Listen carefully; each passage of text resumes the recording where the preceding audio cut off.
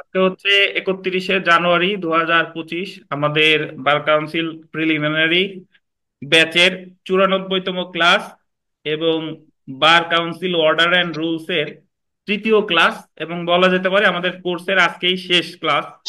মানে এই কোর্সের ইনশাল্লাহ চেষ্টা করবো আজকেই শেষ করার। গতবার হয়তো 95টা অথবা 96টা লেগেছিল, এবার লাগলো হচ্ছে আপনার 94টা। তো কোনো কিছু বাদ দেওয়ার কিন্তু সুযোগ নাই, আমি কিন্তু বিস্তারিতই পড়ছিলাম। আর আগামীকাল থেকে আমাদের নতুন করে শুরু হবে। তো দেখেন, আজকে আমরা যেটা পড়তে যাচ্ছি, অ্যাডভোকেট তালিকাভুক্তির আবেদন দাখিল। তো অ্যাডভোকেট তালিকাভুক্তির যে আবেদন দাখিল এই অংশটুকু, এটা আমরা মোটামুটি স্কিপ করে গেলেই হবে, এটা দরকার নাই। জাস্ট এতটুকু মনে রাখেন যে অ্যাডভোকেট তালিকাভুক্তির আবেদন টাবেদন যা যা কিছু আছে সব কিছু দিতে হবে কার কাছে? এনরোলমেন্ট কমিটির, মানে পরীক্ষা টরীক্ষা আয়োজন করে সব কে? Enrolment committee. আর এখানে ফর্ম ক, এখান থেকে তেমন কিছু নাই। আর এই যে এখানে যে টাকার পরিমাণটা আছে, এই টাকার পরিমাণ এখন আর নাই, এখন টাকার পরিমাণটা বেড়ে গেছে। তো এটাতে দরকার নাই, যেটা গুরুত্বপূর্ণ সেটা একটু দেখেন, এটা জানতে হবে। স্ক্রিনে দেখেন যে Bangladesh legal practitioners and bar council rule 1972-এর 60 বিধিতে শিক্ষানবিশ আবেদন সম্পর্কে বলা হয়েছে। শিক্ষানবিশ আবেদন সম্পর্কে বলা হয়েছে। তারপরে দেখেন যে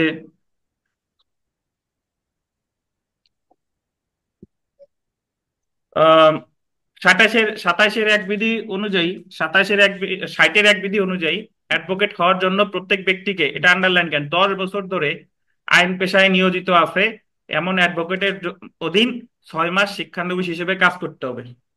মানে আপনি যদি এই বার কাউন্সিল পরীক্ষায় পরীক্ষা দিতে যান, তাহলে আপনাকে একজন অ্যাডভোকেটের সাথে আপনার মানে জুনিয়রশিপ করতে হবে। যে অ্যাডভোকেটের অ্যাডভোকেটশিপের মেয়াদ কত বছর হয়ে গেছে? 10 বছর। তো 10 বছর আমার হয়ে গেছে, আমার এখনো কোনো শিক্ষানবিশ নাই, যদি কেউ থাকে বলেন, করে দেবো নি। আচ্ছা, দেখেন, না, এই চিন্তা কোনোদিন করেন না, আমি চাই আপনার আর না লাগে। 6 মাস শিক্ষানবিশ হিসেবে কাজ করতে হবে। তারপরে দেখেন,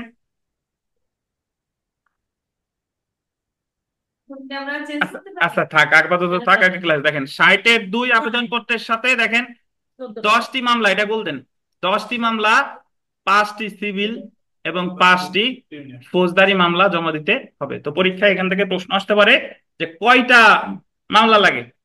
10টা মামলার ভিতরে 5টা সিভিল আর 5টা কি বলেন? criminal। ধন্যবাদ। এটা এটা পরীক্ষায় প্রশ্ন আসতে পারে। শিক্ষানবিশ চুক্তিপত্রের সাথে 800 টাকা রেজিস্ট্রেশন ফি, এখন আর 800 টাকা নাই, এখন 1080 টাকা। 1000, যার শিক্ষানবিশ ওই যে ধরেন এই যে রোকেয়া আক্তার, ওনারটা যখন অ্যাপ্রুভড হবে, ওনার রেজিস্ট্রেশন ফি দিতে হবে 1080 টাকা। তো তারপরে এটা একটু দেখেন যে বার কাউন্সিলের অনুমতি ছাড়া কোনো অ্যাডভোকেট, এটা গোল দিয়েন, 4 জনের বেশি ব্যক্তিকে শিক্ষানবিশ হিসেবে নিয়োগ দিতে পারবে না, নিতে পারবে না। শিক্ষানবিশ হিসেবে নিতে হলে সর্বোচ্চ কয়জন নিতে পারে? 4 জনের বেশিকে নিয়োগ দিতে পারবে না।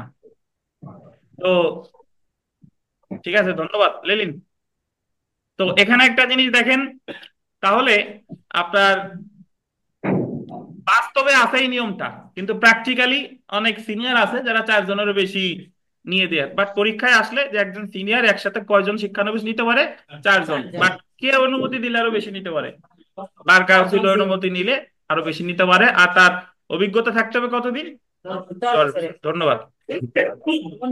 যে অ্যাডভোকেটের অধীন শিক্ষানবিশ নেওয়া হয় তার সাথে চুক্তি করার মেয়াদ থেকে, এইটা একটু আন্ডারলাইন করেন, চুক্তি করার মেয়াদ থেকে 30 দিনের মধ্যে উক্ত চুক্তিপত্র সহ আবেদনপত্র বার কাউন্সিলে পৌঁছাতে হবে। ধরেন আপনি এলএলবি পাস করেছেন, সার্টিফিকেট পেয়েছেন, ইন্টিমেশন জমা দিতে চান, যেদিন আপনি আপনার সিনিয়রের সাথে চুক্তি করবেন, চুক্তি করার পরে ওই ফর্মটা জমা দিতে হবে বাংলাদেশ বার কাউন্সিলে। কত দিনের মধ্যে?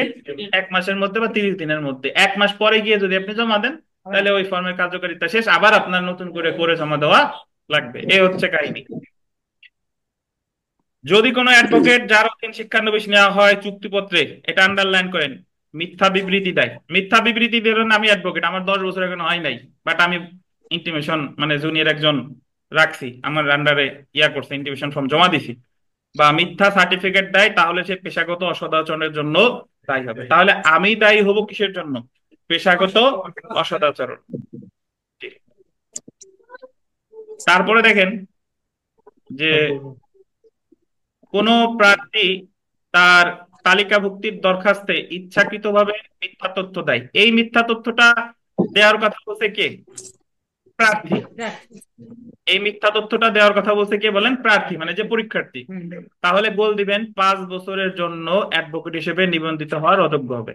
মানে আপনি ধরেন যে কোনো একটা মিথ্যা তথ্য দিছেন, পরবর্তীতে যদি এটা জানা যায় তাহলে আপনি কয় বছর পরীক্ষা দিতে পারবেন না?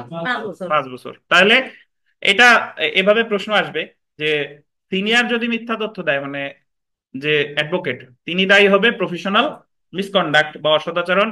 আর যিনি পরীক্ষার্থী তিনি যদি দেয় তাহলে কি 5 বছরের জন্য দণ্ডিত হবে নাকি?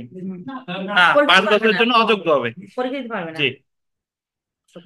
তারপরে দেখেন হাইকোর্টে আইন পেশা করার জন্য এবং অ্যাডভোকেট হিসেবে নিবন্ধনের জন্য যে রেজিস্ট্রেশন হয় তার মেয়াদ 5 বছর। আপনি হাইকোর্টের জন্য রেজিস্ট্রেশন করেন বা জজ কোর্টের জন্য করেন, রেজিস্ট্রেশনের মেয়াদ 5 বছর। তাতে আপনি 5 বছরে একটা পরীক্ষা পান, দুইটা পান, আর তিনটা পান, 5 বছর পর আপনার মেয়াদ কি শেষ হয়ে যাবে। কিছু না পাইলেও 5 বছরে শেষ। তো অনেকেও এরকম আছে, মানে এখন তো আপনাদের পরীক্ষা একটু দ্রুত হয়েছে, এমনও আছে আমি দেখছি যে এক রেজিস্ট্রেশনে এক পরীক্ষাই পাইছে। মানে 5 বছরে যে পরীক্ষা একটাই পাইছে, মানে এমন সময় রেজিস্ট্রেশন করছে কপালও খারাপ, একটা পাইছে আবার করা লাগছে। এবং ওই পরীক্ষায় যদি পাস যদি না করতে পারে তার মানে তো আর একটা। কিন্তু আপনি যদি একবার কোনো পরীক্ষায় ধরেন প্রিলিতে পাস করলে বর্তমানে রিটেন দেওয়া যায় 2 বার। তো দেখা রিটেন যখন আপনি দিতে গেলেন দেখা গেলো আপনার রেজিস্ট্রেশনের মেয়াদ শেষ হয়েছে, কোনো ব্যাপার না। যতদিন পর্যন্ত আপনি একেবারে মানে আগে আবার এমসিকিউতে না আসতেছেন ততদিন পর্যন্ত সমস্যা নাই। ধরেন এবার যারা লিখিত পরীক্ষার্থী, দেখা গেলো তাদের একজন রেজিস্ট্রেশন মেয়াদ শেষ, কোনো সমস্যা নাই, সে ভাইবা দিবে। ভাইবাও যদি 3 বারের মাথায় পাস করে তাতেও সমস্যা নাই। মোট কথা যদি সে এমসিকিউতে চলে আসতো তাহলে আবার তার কি করা লাগতো? রি রেজিস্ট্রেশন করা লাগতো। জি। তো এখন দেখেন বার সমিতি পরিবর্তন। আচ্ছা, আর একটা কথা একটু দেখেন, এই 5 বছরের মধ্যে পাস না করলে তার রেজিস্ট্রেশন বাতিল হবে। আর একটা জিনিস, আমাদের যাদের যাদের আপনারা মোটামুটি যদি এইভাবে আসে যে কারো 1 মাস আছে, কারো 10 দিন আছে, কারো 20 দিন আছে, চিন্তিত যে আমরা কি আবার রেজিস্ট্রেশন করবো কিনা, বা অনেকে এইভাবেও চিন্তা করেন যে যেহেতু আমার 2 মাস আছে তাহলে আগে ভাগে রেজিস্ট্রেশন করে রাখি। বার কাউন্সিলে আগে ভাগে রেজিস্ট্রেশন করার কোনো সুযোগ নাই। আপনার রেজিস্ট্রেশন যখন শেষ হবে তারপরেই আপনাকে রি রেজিস্ট্রেশন করতে হবে। বুঝতে পারছেন? একদিন থাকতেও আপনি রি রেজিস্ট্রেশন করতে হলে আপনার আগের রেজিস্ট্রেশন কার্ডের মেয়াদ কি হতে হবে? শেষ হতে হবে। এটা হলো মূল কথা। না, পরীক্ষা তো আর ধরেন কালকে পরীক্ষা, আপনার যদি রেজিস্ট্রেশনের মেয়াদ আজকে শেষ হয়ে যায় তো আপনি আগে থেকেই বার কাউন্সিলে গিয়ে এইগুলো করা যাবে, এটা নিয়ে টেনশনের কিছু নাই। সো যার একবার রেজিস্ট্রেশন হয়ে গেছে তার এই রেজিস্ট্রেশন সংক্রান্ত কোনো চিন্তা ভাবনার কোনো দরকার নাই। পরীক্ষার সাথে সম্পর্ক না, ওটা তো ফর্ম ফিল আপ। হ্যাঁ, ফর্ম ফিল আপ মানেই তো পরীক্ষা। জি।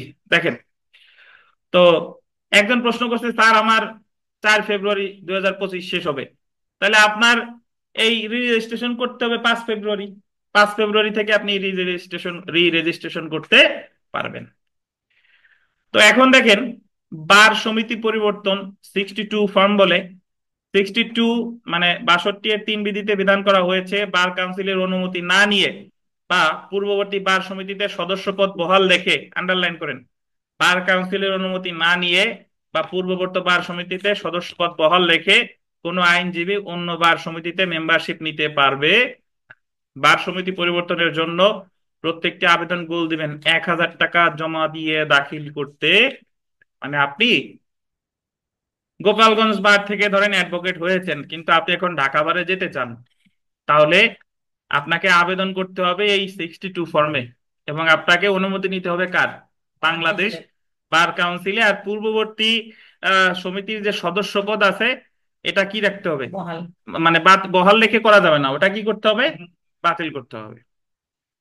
তো এক্ষেত্রে আপনার টাকা লাগবে কত? 1000। এখন বর্তমানে আমাদের গতবার থেকে একটা নিয়ম করছে, নিয়মটা হলো এরকম যে ধরেন আপনি ইন্টিমেশন সিনিয়র ধরেন আপনার ঢাকা জজ কোর্টে। এখন আগের নিয়ম ছিল কি অ্যাডভোকেট হওয়ার পরে চেঞ্জ করতে হয়, অ্যাডভোকেট হওয়ার পরে। কিন্তু এখন নিয়ম হচ্ছে যে যদি আপনি ইন্টিমেশন দিয়েছেন ধরেন ঢাকা জজ কোর্ট থেকে, এখন যখন আপনি আপনার এমসিকিউ পরীক্ষার আগে ফর্ম পূরণ হয় অনলাইনে, তখন ওখানে একটা অপশন আছে যে আপনি অ্যাডভোকেট হওয়ার পর কোন বারে জয়েন করতে চান। তার মানে আপনার বার পরিবর্তনের এই জায়গায় একটা কি দিছে, সুযোগ দিছে। যদিও আপনি ঢাকা বার থেকে দিছেন, কিন্তু আপনি যদি চান যে আমি অ্যাডভোকেট হওয়ার পর খাগড়াছড়ি বারে জয়েন করতে চাই, তাহলে ওখানে আপনার কি দিতে হবে, খাগড়াছড়িতে সিলেক্ট করলে পাশ করার পরে আপনি খাগড়াছড়িতে জয়েন করবেন, আপনার এই 62 তে আবেদন করার দরকার হচ্ছে না। পরীক্ষার্থীদের জন্য একটা কি সুবিধা, বুঝাইতে পারলাম কি? আশরাফুল সাহেব বুঝেন নাই?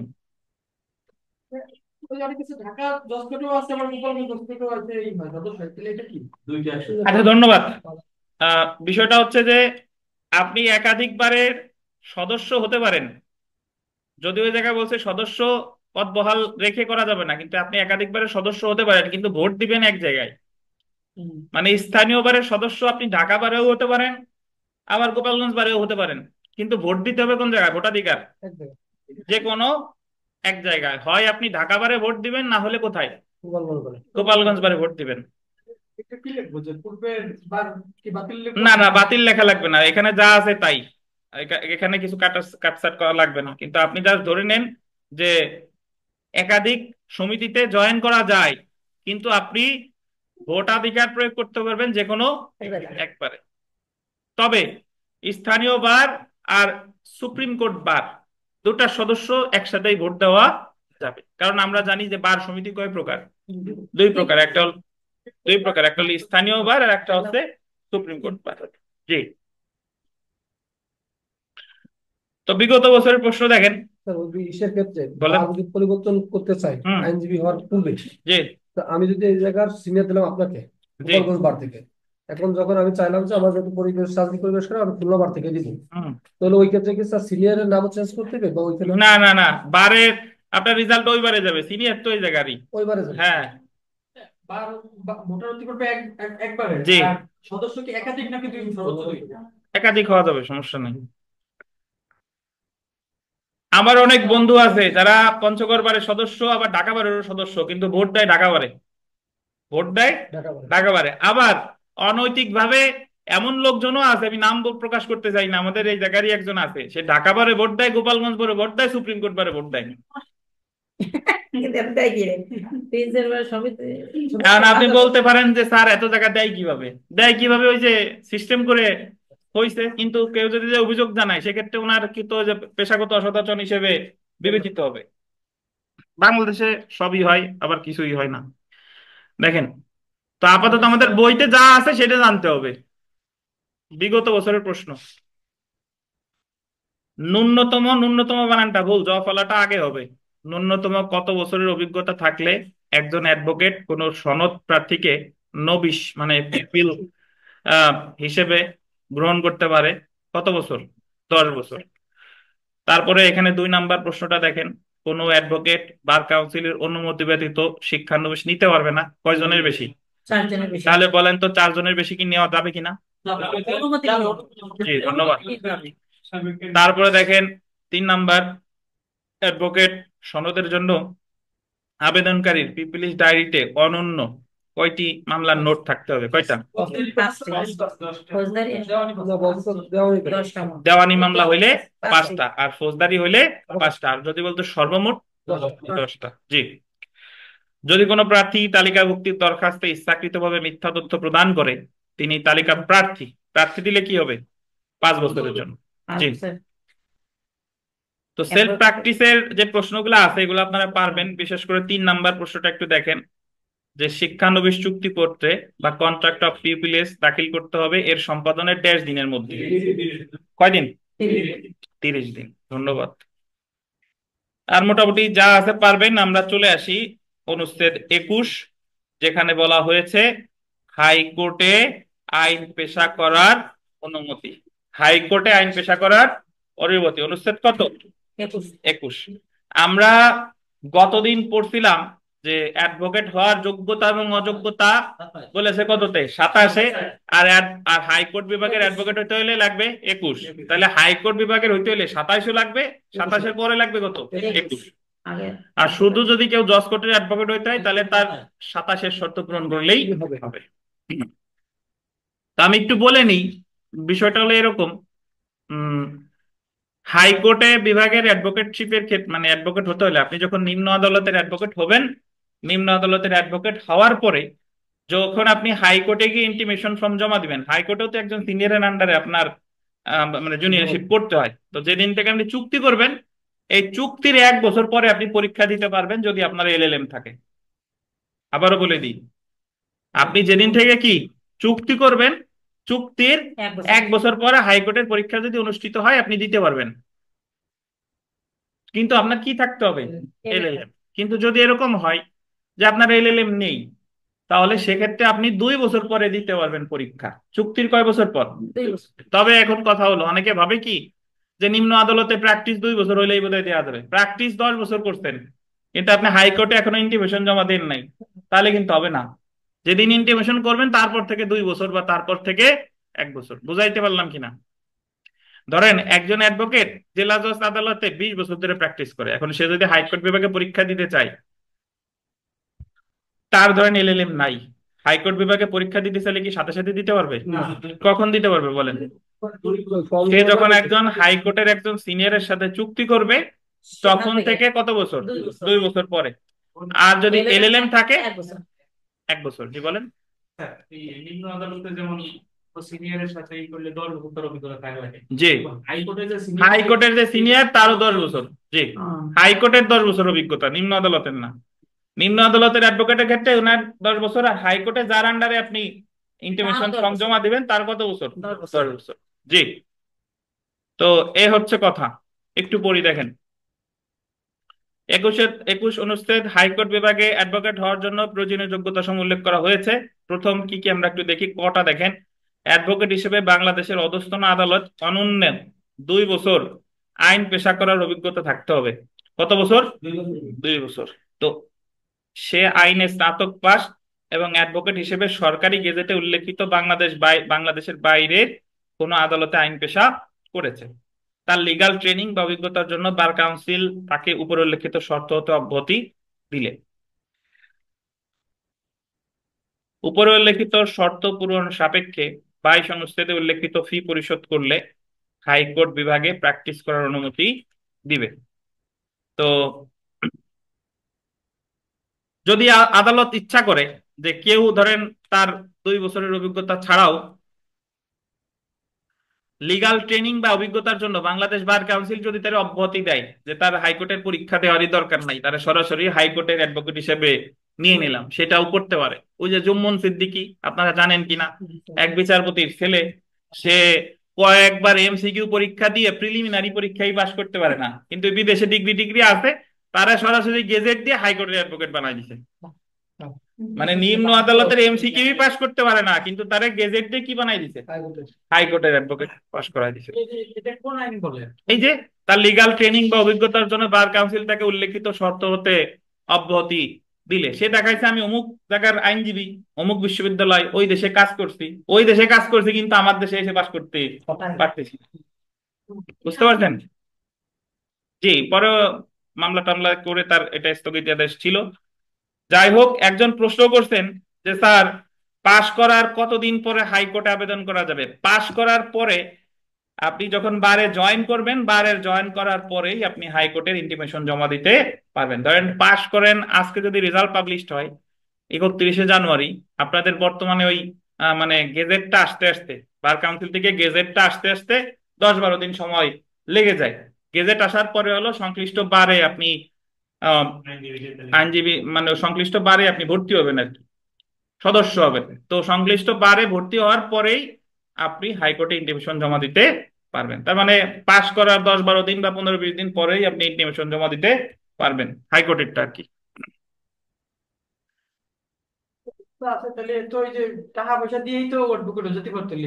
হ্যাঁ, তো দেখেন, আহ নিম্নলিখিত ক্ষেত্রে 1 বছর পরই হাইকোর্ট পারমিশনের পরীক্ষা দেওয়া যাবে। তবে কিছু কিছু ক্ষেত্র আছে দেখেন, যে ক্ষেত্রে আহ নিম্ন আদালতে 1 বছর প্র্যাকটিস করার পরই হাইকোর্ট বিভাগে প্র্যাকটিস করার জন্য পরীক্ষা দেওয়া যায়। তো যদিও এখানে বলতেছে নিম্ন আদালতে 1 বছর প্র্যাকটিস করার পরেই, ভাষাটা এরকম, বাট অ্যাকচুয়ালি 1 বছর প্র্যাকটিস না, 1 বছর আপনি প্র্যাকটিস করতেন কিন্তু ইন্টিমেশন জমা দেওয়ার 1 বছর পরে। বোঝাইতে পারলাম কিনা? ধরেন আপনি নিম্ন আদালতে যদি 50 বছর প্র্যাকটিস করেন কিন্তু হাইকোর্টে আপনি ইন্টিমেশন জমা দেন নাই, তাহলে কিন্তু কাউন্ট হবে না। বিষয়টা অনেকটা এরকম যে আপনি কোর্টে রেগুলার যান, 10 বছর ধরে কোর্টে যান, কিন্তু কোনো সিনিয়রের সাথে চুক্তি করেন নাই, আপনার কি রেজিস্ট্রেশন কার্ড হবে? হবে না। 6 মাস কেন, 10 বছর কাজ করলেও রেজিস্ট্রেশন হবে না। 6 মাস কাউন্ট হয় কখন থেকে? চুক্তি হওয়ার পর থেকে। তো বিষয়টা তাই। তবে নিম্নলিখিত ক্ষেত্রে 1 বছর পরই হাইকোর্ট পারমিশন পরীক্ষায় অংশগ্রহণ করা যায় ইংল্যান্ডের বারে তালিকাভুক্ত হয়েছে এমন অ্যাডভোকেট, মানে advocates who are called to the bar in UK, মানে ব্যারিস্টার যারা, তারা কত বছর পরে এই পরীক্ষা দিতে পারে? 1 বছর। যে কোনো স্বীকৃত বিশ্ববিদ্যালয় হতে গোল দিবেন এলএলএম পরীক্ষায় হায়ার সেকেন্ড ক্লাস বা সর্বনিম্ন 50 মার্কস পেয়েছে। তো যে কথা আমি বলতেছিলাম যে এলএলএম থাকলেই আবার হবে না, এলএলএম এ আপনার মার্কস থাকতে হবে কত? 50 মার্ক। সর্বনিম্ন 50। জি যদি ধরেন 50% না থাকে তাহলে কি 2 বছর? জি, 50% না থাকলে তাহলে 2 বছর। এলেন থাকলে তো তারপরে দেখেন নিম্ন আদালতে অ্যাডভোকেট হিসেবে তালিকাভুক্ত হওয়ার পর সর্বনিম্ন 1 বছর সুপ্রিম কোর্টের সিনিয়র অ্যাডভোকেটের সাথে প্র্যাকটিস করেছে। এই যে এটা, সর্বনিম্ন 1 বছর সুপ্রিম কোর্টের সিনিয়রের সাথে প্র্যাকটিস করেছে, মানে কি? সুপ্রিম কোর্টের সিনিয়রের সাথে উনি চুক্তি করে কাজ করেছে। তাহলে বলেন তো কখন 2 বছর আর কখন 1 বছর? সাধারণ নিয়ম হলো 2 বছর, কিন্তু যদি কারো হায়ার সেকেন্ড ক্লাস মার্ক থাকে এলএলএম এ, সেই ক্ষেত্রে কত বছর? 1 বছর। তাহলে তোমার 50 মার্ক পাওয়া লাগবে। 50 মার্ক থাকা লাগবে। জি। তো তারপরে দেখেন যে ক্ষেত্রে 50% মার্ক, আপনি এলএলএম পরীক্ষায় কোথাও, এলএলএম তো আমার যতদূর জানা, আমি ঠিক এক্সাক্ট জানি না, তবে আমাদের কোনো মানে ন্যাশনাল ইউনিভার্সিটির আন্ডারে এলএলএম নাই বোধহয়। এলএলবি আছে, ন্যাশনাল ইউনিভার্সিটির আন্ডারে এলএলবি আছে, কিন্তু এলএলএম নাই, মানে 2 ইয়ার্স এর যে এলএলএম। আর আপনি যে কোনো বিশ্ববিদ্যালয়ে যদি এলএলএম এ ভর্তি হন 50%-এর বেশি পান, ওই জায়গা কম ইনশাল্লাহ হয় না। দেখেন যে ক্ষেত্রে লিখিত পরীক্ষায় অংশগ্রহণ করার প্রয়োজন নাই, দেখেন কিছু কিছু ক্ষেত্রে লিখিত পরীক্ষায় অংশগ্রহণ করার প্রয়োজন নাই। হাইকোর্টের পরীক্ষায় দুইটা ভাই, একটা হলো লিখিত পরীক্ষা 25 মার্কের, আর এরপর হলো ভাইবা। হাইকোর্টে কোনো এমসিকিউ নাই। লিখিত পরীক্ষা কত মার্কের? 25 মার্ক আসতেছে পরে। আপনার নাম্বার 25 লাগতে পারে, কিন্তু লেখা কিন্তু 25-এর মতো না, মানে দেখেন। হ্যাঁ ইংলিশে, জি। আইনে ডিগ্রি, আর ওরে বাবাকে বাইসে থাকলে ওটাও হবেন বিথিকা। দেখেন আইনে ডিগ্রি আছে এবং বিচারিক পদে সর্বনিম্ন 10 বছর যাবৎ কর্মরত আছে এমন বিচারিক কর্মকর্তার হাইকোর্ট বিভাগে প্র্যাকটিস করার জন্য লিখিত পরীক্ষায় অংশগ্রহণ করার প্রয়োজন নাই। মানে যে আপনার নিম্ন আদালতে যেসব বিচারক আছে, ওনাদের ওই তাদের যে পেশাগত পেশার বয়স যদি হয় 10 বছর, মানে 10 বছর সে বিচারক হিসেবে কর্মরত আছে, তাহলে সে হাইকোর্ট বিভাগে আর তার লিখিত পরীক্ষা দেওয়ার দরকার নাই, সরাসরি কি দিবে? ভাইবা।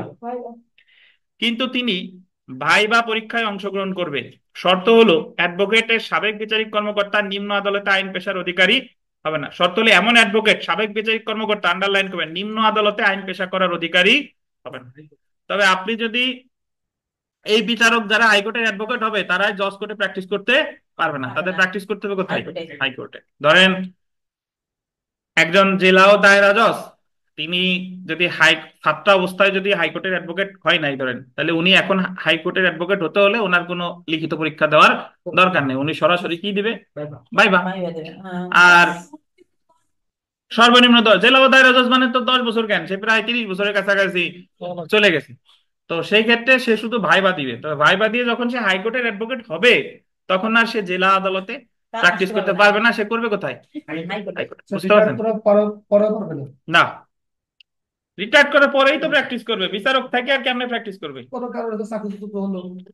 চাকরিচ্যুত হওয়া মানেই তো রিটায়ারমেন্ট, চাকরিচ্যুত হওয়া মানেই তো আপনি চাকরিতে আর নাই। আবার যারা এই যে আপনার, এটা একটু বলার জন্য বলা, যদিও অপ্রাসঙ্গিক কথা, সেটা হলো যারা হাইকোর্ট বিভাগের যারা জাস্টিস, তারা যখন রিটায়ারমেন্টে আসে তারাও প্র্যাকটিস করতে পারে, বাট অ্যাপিলেট ডিভিশনে, হাইকোর্ট ডিভিশনে তারা প্র্যাকটিস করবে কোথায়? Appellate division. জি। দেখেন, তিনি শুধুমাত্র হাইকোর্ট বিভাগে আইন পেশা করার অধিকারী হবে। তাহলে ভাই একটা জিনিস শুনেন, যারা সাধারণ ব্যক্তি তাদের জজ কোর্টের অ্যাডভোকেট হওয়ার পরে হাইকোর্টে পরীক্ষা দিতে হলে 2 বছরের অভিজ্ঞতা থাকতে হবে।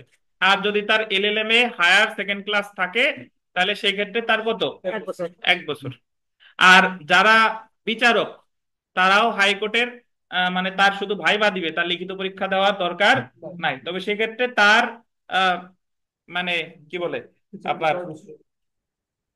প্র্যাকটিসের মেয়াদ হতে হবে কত বিচারক হিসেবে? 10 বছর। 4 বছর। বুঝছেন? তবে যে বিষয়টা হলো, আমি তো যেবার ভাইবা দিলাম, আমি তো হাইকোর্টের ভাইবা যেদিন আমি দিলাম একেবারে শেষ দিন, আমারও বিশাল কাহিনী আছে। তো যাই হোক, যারা এই যে লিখিত পরীক্ষা দিয়া ভাইবা দেয় এদের ভাইবাটা সহজ হয়। আর যারা বিচারক ভাইবা দিতে গেছে, যেমন জেলা ও দায়রা জজ ভাইবা দিতে গেছে, ওনাদের ভাইবা এক একজনরে আধা ঘন্টা 1 ঘন্টা করে রাখে, এবং বিচারপতিরা ওনাদের সহজে পারে না। বুঝতে পারছেন? বিচারপতিরা ওনাদের সহজে পারে না, বাধায় রাখে। মানে ওনাদের ভাইবাটা অনেক কঠিন হয়, কারণ ওনারা তো নিম্ন আদালতের বিচারক, সবকিছু জেনে শুনে এই জায়গা আসছে। আসছে। ওনাদের ভাইবাটা অনেক কঠিন হয় যারা লিখিত পরীক্ষা দেয় না আর কি। এক্ষেত্রে যে বিচারক বলতে তো স্যার ওই যে ম্যাজিস্ট্রেট রিলিও হবে, হ্যাঁ অবশ্যই। নিম্ন শ্রেণীর হ্যাঁ হ্যাঁ হ্যাঁ হ্যাঁ, ম্যাজিস্ট্রেটও বিচারক, সহকারী জজও বিচারক। বিচারক। তবে 10 বছর প্র্যাকটিস থাকতে হবে আর তার। তারপরে দেখেন, হাইকোর্ট পারমিশন পরীক্ষায় অংশগ্রহণ করার জন্য যেভাবে আবেদন করতে হবে, তো এই আবেদনটা আমরা এই যে প্রথম যেটা আছে এটা আমি পড়তেছি না। আহ সর্বনিম্ন খটা দেখেন, এটা গুরুত্বপূর্ণ। সর্বনিম্ন 25টি মামলা, সিভিল বা ক্রিমিনাল বা উভয়, যে ক্ষেত্রে তিনি সংশ্লিষ্ট আদালতে অ্যাডভোকেট হিসেবে হাজির হয়েছে। এই 25টা মামলা কিন্তু হাইকোর্টের মামলা, এটা জজ কোর্টের মামলা না। এটা কোথার মামলা? আর এই 25টা আপনার ওই আমাদের মানে জজ কোর্টের পরীক্ষার ক্ষেত্রে তো 5টা সিভিল 5টা ক্রিমিনাল, আর এই 25টা ধরেই সিভিল হতে পারে, 25টা ধরেই ক্রিমিনাল হইতে পারে, বা সিভিল ক্রিমিনাল সমন্বয় হতে পারে। বুঝতে পারছেন? হাইকোর্ট পারমিশনের পরীক্ষার ফি 5,000 টাকা। এখন আর 5,000 নাই ভাই। এখন সর্বশেষ যেবার দিলাম আমার যতটুকু মনে পড়ে 12,000 টাকার মতো, 12,000 সামথিং, 12,000 টাকা লেখে এখন হাইকোর্টের পরীক্ষা দিতে। তো এটা গুরুত্বপূর্ণ না, 5টা 25টা মামলা, এটা গুরুত্বপূর্ণ।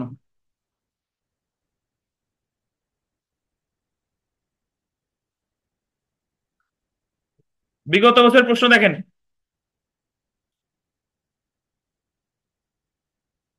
একজন অ্যাডভোকেটকে হাইকোর্ট বিভাগে আইন ব্যবসা করার অনুমতি প্রাপ্তির জন্য অধস্তন আদালতে অনন্য কত বছর আইন ব্যবসা করতে হবে? এখানে আপনি বলতে পারেন যে স্যার 1 বছর, উত্তর হলো না কেন? কেউ বলতে পারবেন হলো না কেন? যদি হায়ার সেকেন্ড ক্লাসের কথা থাকতো তাহলে হতো কত? 1 বছর। যেহেতু ওইটা একটা ব্যতিক্রম, ওইটার কথা বলে নাই, তাই জেনারেলি এটা বোঝানো হচ্ছে কয় বছর? 2 বছর।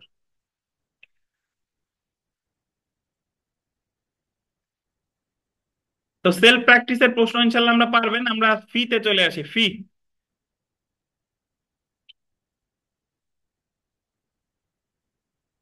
যে সকল ফি জমা দিতে হবে অ্যাডভোকেট হওয়ার পরে, আপনার বাংলাদেশ বার কাউন্সিলে একটা ফি জমা দেওয়া লাগে আপনার সনদ রিনিউ করার জন্য, প্রতি বছর বছর দেওয়া লাগে। বা আপনার বেনেভোলেন্ট ফান্ড বাবদ একটা টাকা জমা দেওয়া লাগে। আর বেনেভোলেন্ট ফান্ডের টাকাটা আপনি পাবেন হচ্ছে মানে বেঁচে থাকা অবস্থায় পেতে পারেন, তাহলে সেই ক্ষেত্রে আপনাকে অ্যাডভোকেটশিপ ছেড়ে দিতে হবে। একজন অ্যাডভোকেট সে কয় জায়গার বেনেভোলেন্ট ফান্ডের সদস্য হতে পারে শুনেন? সে হলো বাংলাদেশ বার কাউন্সিলের বেনেভোলেন্ট ফান্ডের সদস্য হবে। আবার যে লোকাল বার অ্যাসোসিয়েশনে সে প্র্যাকটিস করে সেখানকার বার অ্যাসোসিয়েশনের সদস্য হবে। আবার যদি সে হাইকোর্ট বিভাগের সুপ্রিম কোর্টের বারেরও সদস্য হয় তাহলে সুপ্রিম কোর্টের বেনেভোলেন্ট ফান্ডেরও সদস্য হতে পারে। তাহলে যে 3 জায়গারই সদস্য, সে মারা যাওয়ার পরে সে কিন্তু এই 3 জায়গা থেকেই টাকা পাবে। বাংলাদেশ বার কাউন্সিল থেকে পাবে, স্থানীয় বার অ্যাসোসিয়েশন থেকে পাবে, আর কোথা থেকে পাবেন? Supreme court bar association. জি। আর বেঁচে থাকা অবস্থায় পেতে পারেন, তবে সেক্ষেত্রে আপনি আর পরবর্তীতে আর আইন ব্যবসা পরিচালনা করতে পারবেন না। দেখেন, তো হ্যাঁ, এটা সত্য কথা, বয়স বললে টাকা বাড়ে। দেখেন, বার কাউন্সিলে পরিশোধ করার জন্য বার কাউন্সিলে নিম্নলিখিত ফি নির্ধারণ করতে পারে, যথা আইনজীবী হিসেবে তালিকাভুক্ত হওয়ার জন্য ফি, হাইকোর্ট বিভাগে আইন পেশার অনুমতির জন্য ফি, আর আইনজীবী কর্তৃক পরিশোধিত ফি। মানে আমরা, আপনারা যেরকম এখন ফি দিচ্ছেন জজ কোর্টের পরীক্ষার জন্য, যখন হাইকোর্টের পরীক্ষা দিচ্ছেন তখনও কি দিবেন? ফি দিবেন। আবার যখন অ্যাডভোকেট হয়ে যাবেন তখনও আবার বছরে বছরে কি দেওয়া লাগবে? ফি দেওয়া লাগবে। কি? আনন্দ আছে। ওই ফিতে আনন্দ? কজন অ্যাডভোকেটের আনন্দ লাগে শুনেন তো যাইয়া, ওই ফিতে আনন্দ। দেখেন, হয় না, আচ্ছা তাদের সমস্যা হয়। দেখেন, যদি কোনো আইনজীবী তার উপর আরোপিত ফি, কিস্তি, প্রিমিয়াম বকেয়া হওয়ার তারিখ হতে 6 মাসের জন্য পরিশোধ করতে ব্যর্থ হয়, এটা ইম্পর্টেন্ট, এটা আন্ডারলাইন করেন। 6 মাসের জন্য পরিশোধ করতে ব্যর্থ হয়, তখন তাকে নোটিশ দেওয়া হবে কেন তার নাম আইনজীবী তালিকা হতে কর্তন করা হবে না। তাহলে পরীক্ষায় প্রশ্ন আসবে যে বকেয়া হওয়ার কতদিন পরে তাকে নোটিশ দেওয়া হবে? 6 মাস পর। যদি তার ব্যাখ্যা সন্তোষজনক না হয় তাহলে তার নাম তালিকা থেকে কর্তন করা হবে, মানে অ্যাডভোকেট তালিকা থেকে তার নাম কি করা হবে? কর্তন করা হবে। জরিমানা পরিশোধ না করা পর্যন্ত তার নাম পুনর্বহাল হবে না। তাহলে এখানে যে প্রশ্নটা হতে পারে সেটা হলো যে আইনজীবী হিসেবে তালিকাভুক্ত হওয়ার পরে কতদিন ফি বকেয়া থাকলে তার নাম কর্তন হতে পারে? 6 মাস। ফিটা মেইনলি দেওয়া লাগে বছরে বছরে, বুঝতে পারছেন? ধরেন 2025-এর ফি আপনি যেদিন দেওয়ার শেষ দিন ফিটা দেন নাই, আর 6 মাস অতিক্রম হয়ে গেছে, তখন আপনার নোটিশ দিবে। আপনার ব্যাখ্যা যদি সন্তোষজনক না হয় তাহলে আপনার নাম কর্তন করতে পারে। জেনে রাখা ভালো। অ্যাডভোকেট তালিকাভুক্তির তালিকায় আইনজীবীদের নাম অন্তর্ভুক্ত করা হবে জ্যেষ্ঠতার ভিত্তিতে। জ্যেষ্ঠতা মানে কি? বয়সের ভিত্তিতে, বড় যে। জ্যেষ্ঠতা নির্ধারণ করা হবে অ্যাডভোকেট হিসেবে, আন্ডারলাইন করেন, ভর্তির তারিখ অনুসারে। কিসের অনুসারে? ভর্তি ভর্তির তারিখ অনুসারে। এক্ষেত্রে দুই বা ততোধিক ব্যক্তির জ্যেষ্ঠতা, সরি, যে ক্ষেত্রে দুই বা ততোধিক, আন্ডারলাইন করবেন, ব্যক্তির জ্যেষ্ঠতার তারিখ একই, সেই ক্ষেত্রে যে আইনজীবী বয়সে সিনিয়র সে অন্যদের অপেক্ষা জ্যেষ্ঠ হিসেবে গণ্য। ধরেন অ্যাডভোকেট যখন আপনিও, আমাদের তানভীর আলম খানও অ্যাডভোকেট হয়েছে, আবার স্বপন কুমার বালাও অ্যাডভোকেট হয়েছে, দুইজনের এনরোলমেন্ট ডেট এক, বলেন তো সিনিয়র কে? স্বপন কুমার বালা, কারণ স্বপন কুমার বালা বয়সে বেশি। কিন্তু যদি এরকম হয় যে এর আগে যে অ্যাডভোকেট হয়েছে, ধরেন এর আগে একজন অ্যাডভোকেট হয়েছে তার বয়স মাত্র 25 বছর, কিন্তু স্বপন কুমার বালা তার পরের বছর হয়েছে, তাহলে এই ক্ষেত্রে সিনিয়র কে বলেন? ওই যে যে আগে অ্যাডভোকেট হয়েছে সে। তাহলে বয়সটা যে একেবারেই মূল্যায়িত হয় না বিষয়টা তা না, মূল্যায়িত হয় কখন? যখন একই সাথে যদি দুইজন থাকে সেক্ষেত্রে যার বয়স বেশি সে সিনিয়র হিসেবে গণ্য হবে, যদি দুইজনের এনরোলমেন্ট ডেট একই হয়। তারপরে দেখেন, বার কাউন্সিল আইনজীবীদের তালিকা হাইকোর্ট বিভাগে প্রেরণ করবে। 3টে স্টার দেন গণেশ সাহেব, এটা আন্ডারলাইন করে 3টে স্টার দেন। পরীক্ষায় প্রশ্ন আসবে যে বার কাউন্সিল আইনজীবীদের তালিকা কোথায় প্রেরণ করবে? পাইছেন? কোথায়? হাইকোর্ট বিভাগে। জি। অন্যান্য আইনজীবীদের পূর্বে, এটা গুরুত্বপূর্ণ, বক্তব্য পেশ করার, আন্ডারলাইন করেন, রাইট অফ প্রি অডিয়েন্স অধিকার অ্যাটর্নি জেনারেলের থাকবে। এই অনুচ্ছেদটা মনে রাখবেন, 26 অনুচ্ছেদ, 3টে স্টার দেন। What is right of pre audience? Right of pre audience মানে হলো কথা বলার অধিকার সবার আগে। যত আমাদের বাংলাদেশে যত আইনজীবী থাক না কেন সবার আগে কথা বলার অধিকার আছে অ্যাটর্নি জেনারেলের। তাহলে right of pre audience car? Attorney general. আপনাদের হয়তো বা মনে থাকার কথা যে আমাদের ফৌজদারি কার্যবিধির 265 কতে বলা হয়েছে যে দায়রা আদালতে প্রতিটি মামলা পরিচালিত হবে পিপি কর্তৃক, আর 265 খতে বলেছে যে বক্তব্য শুরু করবে পিপি। বক্তব্য শুরু করবে কে? পিপি। তাহলে দায়রা আদালতের রাইট অফ প্রি অডিয়েন্স কার? পিপি। আর যদি আমি সারা বাংলাদেশের সকল আইনজীবীকে ধরি তাহলে right of pre audience car? Attorney general.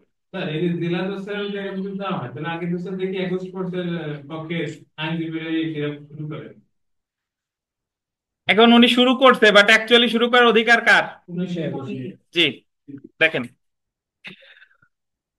অন্যান্য আইনজীবীদের মধ্যে পূর্ব বক্তব্য পেশের অধিকার রাইট অফ প্রি অডিয়েন্স জ্যেষ্ঠতার ভিত্তিতে নির্ধারণ করা হবে। যদি অন্যান্য 10 জন আইনজীবী থাকে তাহলে কর্মের দিক দিয়ে যে প্রবীণ সে সবার আগে কথা বলবে। আর সে যদি তার অধিকার ছাড়ে, যে সমস্যা নাই আমি পরে বলুক, সেটা ভিন্ন কথা, কিন্তু সবার আগে কথা বলার অধিকার কার?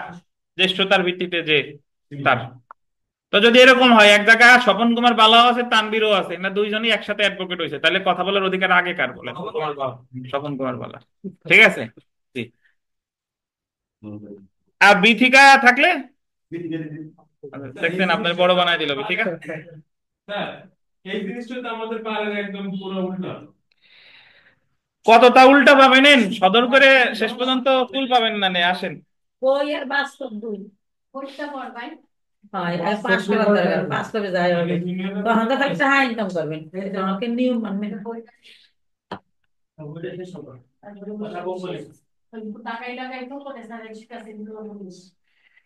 আচ্ছা, তো তো বুঝতে পারছেন, তাহলে রাইট পরীক্ষায় প্রশ্ন আসবে যে রাইট অফ প্রি অডিয়েন্স আছে কার, এবং যে জ্যেষ্ঠ বললে তো হবে না, অ্যাটর্নি জেনারেলের পরে আছে কার? জ্যেষ্ঠ যে সে। জি। তো সেলফ প্র্যাকটিসে আসি। ওই এক কথা, আপনারা পরে বলবেন আর এক কথা, মানে যাই হোক। না ওটা না, ওই যে বলছি যে অ্যাটর্নি জেনারেল প্লাস, বলছি পিপিটা তো জাস্ট একটা উদাহরণ দিছি, কারণ পিপি তো সব জায়গায় নাই। একটা মামলায় 5 জন আছে, তো 5 জনের মধ্যে কর্মে যে প্রবীণ তার আগে সবার আগে কথা বলার অধিকার, এই হচ্ছে কথা, কথা শেষ। আর যদি সিআরপিসি তে আসে যে দায়রা আদালতে রাইট অফ প্রি অডিয়েন্স আছে কার, তখন উত্তর হবে পিপি। জি। তো সেলফ প্র্যাকটিসের 1 নাম্বার প্রশ্নটা দেখেন, যে যদি কোনো আইনজীবী তার উপর আরোপিত ফি, কিস্তি, প্রিমিয়াম বকেয়া হওয়ার তারিখ হতে ড্যাশ কতদিন? এটা গুরুত্বপূর্ণ প্রশ্ন ভাই। ওই প্রিমিয়াম অর্থ হলো যে টাকা আপনি দেন সেটা।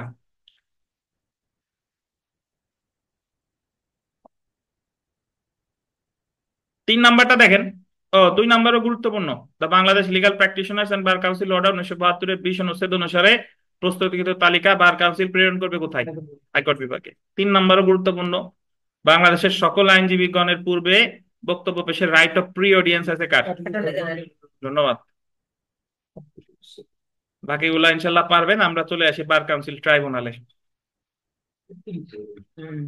বার কাউন্সিল ট্রাইব্যুনালে এর আগে আমরা একটু পড়ছিলাম যে ট্রাইব্যুনাল আছে কততে, কত অনুচ্ছেদে? 33। তানভীর একটু বলেন তো, যে আমাদের বাংলাদেশ বার কাউন্সিলের যে আইনটা, এটাতে মোট কয়টা প্রতিষ্ঠানের কথা বলা আছে? কতগুলো কমিটির কথা বলা আছে? না, প্রতিষ্ঠান। তানভীর কি আপনি? বার কাউন্সিল, বার অ্যাসোসিয়েশন এবং ট্রাইব্যুনাল।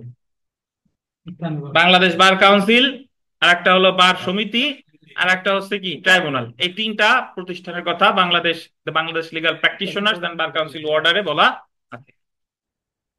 তো 33 অনুচ্ছেদের অধীন বার কাউন্সিল এক বা একাধিক ট্রাইব্যুনাল গঠন করতে পারে, এটা আমরা জানি। মোট 3 জন সদস্য নিয়ে ট্রাইব্যুনাল গঠিত হয়, এটাও আমরা জানি। বার কাউন্সিলের সদস্যদের মধ্যে হতে বার কাউন্সিল কর্তৃক মনোনীত কেটে নির্বাচিত লেখেন। বার কাউন্সিল কর্তৃক কি লিখবেন? নির্বাচিত 2 জন সদস্য এবং অ্যাডভোকেটদের মধ্যে হতে 1 জন নিয়ে বার কাউন্সিল ট্রাইব্যুনাল গঠিত হবে। তাহলে মোট কয়জন? 3 জন।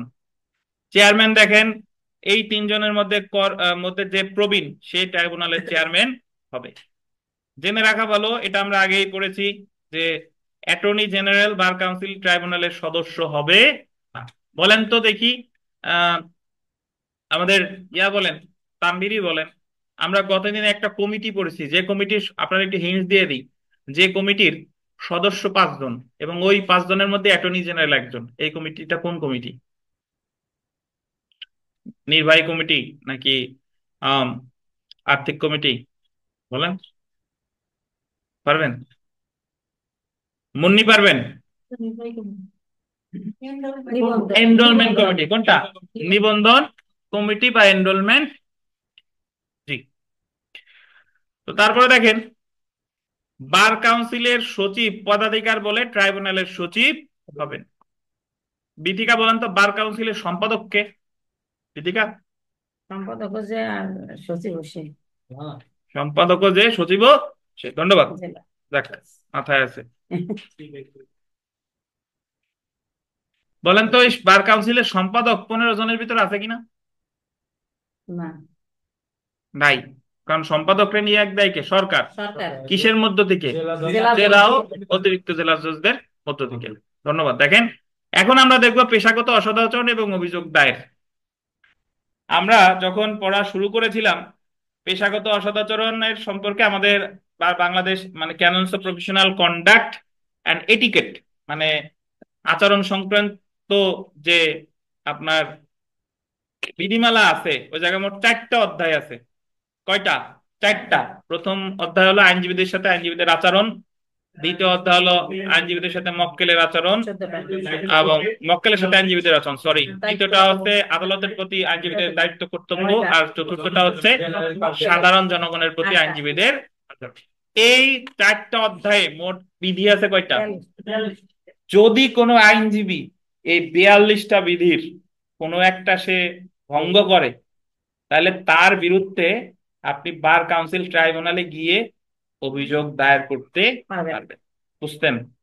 এখন তার বিরুদ্ধে যদি আমি বার কাউন্সিল ট্রাইব্যুনালে গিয়ে অভিযোগ করি, তাহলে বার কাউন্সিল কি করতে পারে সেটা আমরা এখন জানবো, বা অভিযোগ দায়েরের সিস্টেম কি, কোথায় যাব, কয় টাকা লাগবে, এফিডেভিট লাগবে কিনা, কেমনে কি করবে, এই সম্পর্কিত দেখবো এখন। দেখেন, প্রথমটা দেখেন, পেশা স্থগিত রাখা। অনুচ্ছেদ 31, কোন অ্যাডভোকেট নির্ধারিত পদ্ধতিতে তার আইন পেশা সাময়িকভাবে স্থগিত রাখতে পারে। স্থগিত হচ্ছে সাসপেন্ড। ধরেন আপনি যখন সরকারি কর্মচারী আবার অ্যাডভোকেটও, তাহলে আপনার পেশা কি রাখতে হবে? স্থগিত রাখতে হবে। এবং স্থগিত রাখা সম্পর্কে বলা হয়েছে কত ধারায়? ধারায় তো না, অনুচ্ছেদে। জি। এখন আমরা দেখেন পেশাগত অসদাচরণের শাস্তি, অর্থাৎ কোনো আইনজীবী যদি প্রফেশনাল মিসকন্ডাক্ট করে তাহলে তার কি সাজা হতে পারে। যারা অনলাইনে আছেন, আপনাদের যদি কোনো প্রশ্ন থাকে আমাকে জানাবেন, টেক্সট লিখে দিবেন অথবা হাত তুলবেন, হাত তুলে জানাবেন। হাত তোলা বুঝেন তো, মানে ইমোজি দিবেন। দেখেন, কোন অ্যাডভোকেট পেশাগত অসদাচরণের জন্য দোষী প্রমাণিত হলে 32-1 অনুচ্ছেদ অনুসারে, আন্ডারলাইন করবেন, তাকে কঠোর তিরস্কার করা যেতে পারে। আমাদের আরিফ সাহেব আসে নাই, উনি তিরস্কারের একটা প্রতিশব্দ বলেন, ভর্ৎসনা। কি বলেন? ভর্ৎসনা। জি। কঠোর তিরস্কার মানে কি? মানে তারে ডেকে বলে দিল যে আপনি এটা করলেন কেন, একজন আইনের স্টুডেন্ট, এই সেই বিভিন্ন কিছু বললে তারে আর কোনো শাস্তি টাস্তি দিল না, কিন্তু তারে মুখ দিয়ে বেশি কথা বলে দিল, এটা হলো কি? তিরস্কার। বা তাকে আইন পেশা থেকে সাময়িক বরখাস্ত বা অপসারণ করা যেতে পারে। তো সাময়িকের পাশে আপনি লেখেন সাময়িক বা স্থায়ী, সাময়িক বা স্থায়ী একটু লেখেন। তাকে আইন পেশা হতে সাময়িক বা স্থায়ী বরখাস্ত বা অপসারণ করা যেতে পারে। মানে তাকে ডিসমেম্বার বা বরখাস্ত করে আপনার দেখা গেলো 1 মাসের জন্য করতে পারে, আবার কি বলেন, আজীবনের জন্য করতে পারে। অপসারণ বরখাস্ত দুইটাই সাময়িক এবং স্থায়ী, দুইটাই সাময়িক বা স্থায়ী, একই কথা। তো এখন আমরা দেখি যেখানে অভিযোগ দায়ের করতে হবে, এটা একটু দেখি যে আপনি যে অভিযোগটা করবেন, ফৌজদারি মামলা হলে তো আমরা করতাম কার কাছে? থানায় অথবা আদালতে, ম্যাজিস্ট্রেটের কাছে। আর দেওয়ানি মামলা হলে কোথায় করতাম? ওই সিনিয়র জুডিশিয়াল ম্যাজিস্ট্রেট, সরি, সহকারী জজ, সিনিয়র সহকারী জজ, যুগ্ম জেলা জজ অথবা জেলা জজ, এই 4 জনের যে কোনো একজনের কাছে করতাম। কিন্তু আইনজীবীরা যদি অসদাচরণ করে তাহলে তার বিরুদ্ধে আমি অভিযোগ করবো কোথায়? 32-2 অনুচ্ছেদ অনুযায়ী কোনো আইনজীবীর পেশাগত অসদাচরণ বা অন্য কোনো অসদাচরণ অভিযোগ বল দিবেন যে কোনো ব্যক্তি বা আদালত প্রথমে বার কাউন্সিলের নিকট দায়ের করবে। তাহলে একজন আইনজীবীর বিরুদ্ধে অভিযোগ দায়ের করতে পারে যে কোনো ব্যক্তি অথবা কে? আদালত। যে কোনো ব্যক্তি অথবা আদালত। আপনাদের একটু দেখি মনে আছে কিনা পড়া, যে যুক্তিসঙ্গত কারণ ছাড়া যদি কোনো আইনজীবী কোনো সাক্ষীরে কোনো প্রশ্ন করে, তখন আদালত ওই আইনজীবীর বিরুদ্ধে নালিশ করবে কার কাছে? সাক্ষ্য আইনের হাইকোর্ট বিভাগ অথবা আইনজীবীর নিয়ন্ত্রণকারী কর্তৃপক্ষ। কত ধারা মনে আছে? 150 ধারা। সাক্ষ্য আইনের 150 ধারা। তো ওখানে কিন্তু সরাসরি বার কাউন্সিল কথাটা নাই, ওখানে বলা আছে আইন নিয়ন্ত্রণকারী সংস্থা। যারা যারা ভাবেন যে এনাদের বলার সাথে সাথে ধারা কিভাবে বলে, এই কৌতূহল অনেকের ভিতরে আছে। এটা আপনার জন্য আমি অসম্ভব বলবো না, আমি বলবো আপনার জন্য বেসম্ভব না। সম্ভব না, বুঝতে পারছেন? মানে আপনিও এই যে যে আগামীকাল থেকে আমাদের যে কোর্স শুরু হচ্ছে, প্রতিদিন যা যা পড়ি এইটুকু আপনি মনোযোগ দিয়ে পড়েন, দেখবেন যে পরীক্ষার আগে আপনার কোর্স শেষ হয়ে গেছে। তো এতদিন যে ভুল করছেন না না করছেন, আগামীকাল থেকে রেগুলার হন। আগামীকাল কোর্সটা যে আমার নিজে মরে যাওয়ার আগ পর্যন্ত ক্লাস মিস করবো না, আর এই প্রতিদিনের পড়া প্রতিদিন পড়বো, প্রতিদিনের ক্লাস টেস্ট ঠিকঠাক মতো দিব। 3 মাস পড়েন ভালোভাবে, বাসায় যে একটু পড়েন, এই জায়গায় একটু পড়েন, দেখবেন যে হয়ে গেছে ইনশাল্লাহ। তো তারপরে দেখেন অন্যদিকে 75 খ বিধি অনুসারে প্রত্যেকটি অভিযোগ আন্ডারলাইন করেন কমপ্লেইন এন্ড ভিজিলেন্স কমিটি গ্রহণ করবে। এটা আন্ডারলাইন করেন ভাই। পরীক্ষায় প্রশ্ন আসবে যে বাংলাদেশ বার কাউন্সিলে যদি কোনো অভিযোগ করা হয়, এই অভিযোগ গ্রহণ করবে কোন committee? Complain and vigilance committee.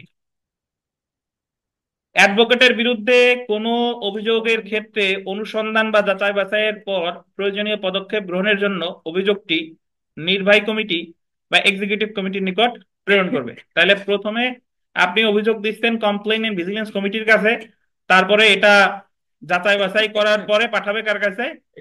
Executive কমিটির কাছে, নির্বাহী কমিটির কাছে। মনে রাখেন। তো এখন আমরা দেখি যে তার মানে বিষয়টা কি। ধরেন আপনি ফৌজদারি মামলা থানায় করলে অফিসার ইনচার্জের কাছে এফআইআর, কোর্টে করলে 100-200 দ্বারা জবানবন্দি দেওয়া লাগে কার কাছে? ম্যাজিস্ট্রেটের কাছে। দেওয়ানি মামলা করলে শেষদার কাছে আর্জি দেওয়া লাগে। আর যদি আমি কোনো অ্যাডভোকেটের বিরুদ্ধে অভিযোগ করি তাহলে বার কাউন্সিলেই দিব, বাট বার কাউন্সিলে কোন কমিটি গ্রহণ করবে? Complain and vigilance committee. তারপরে যাচাই বাছাই করে সে পাঠাবে কার কাছে? Executive committee. মনে থাকবে না ইনশাল্লাহ?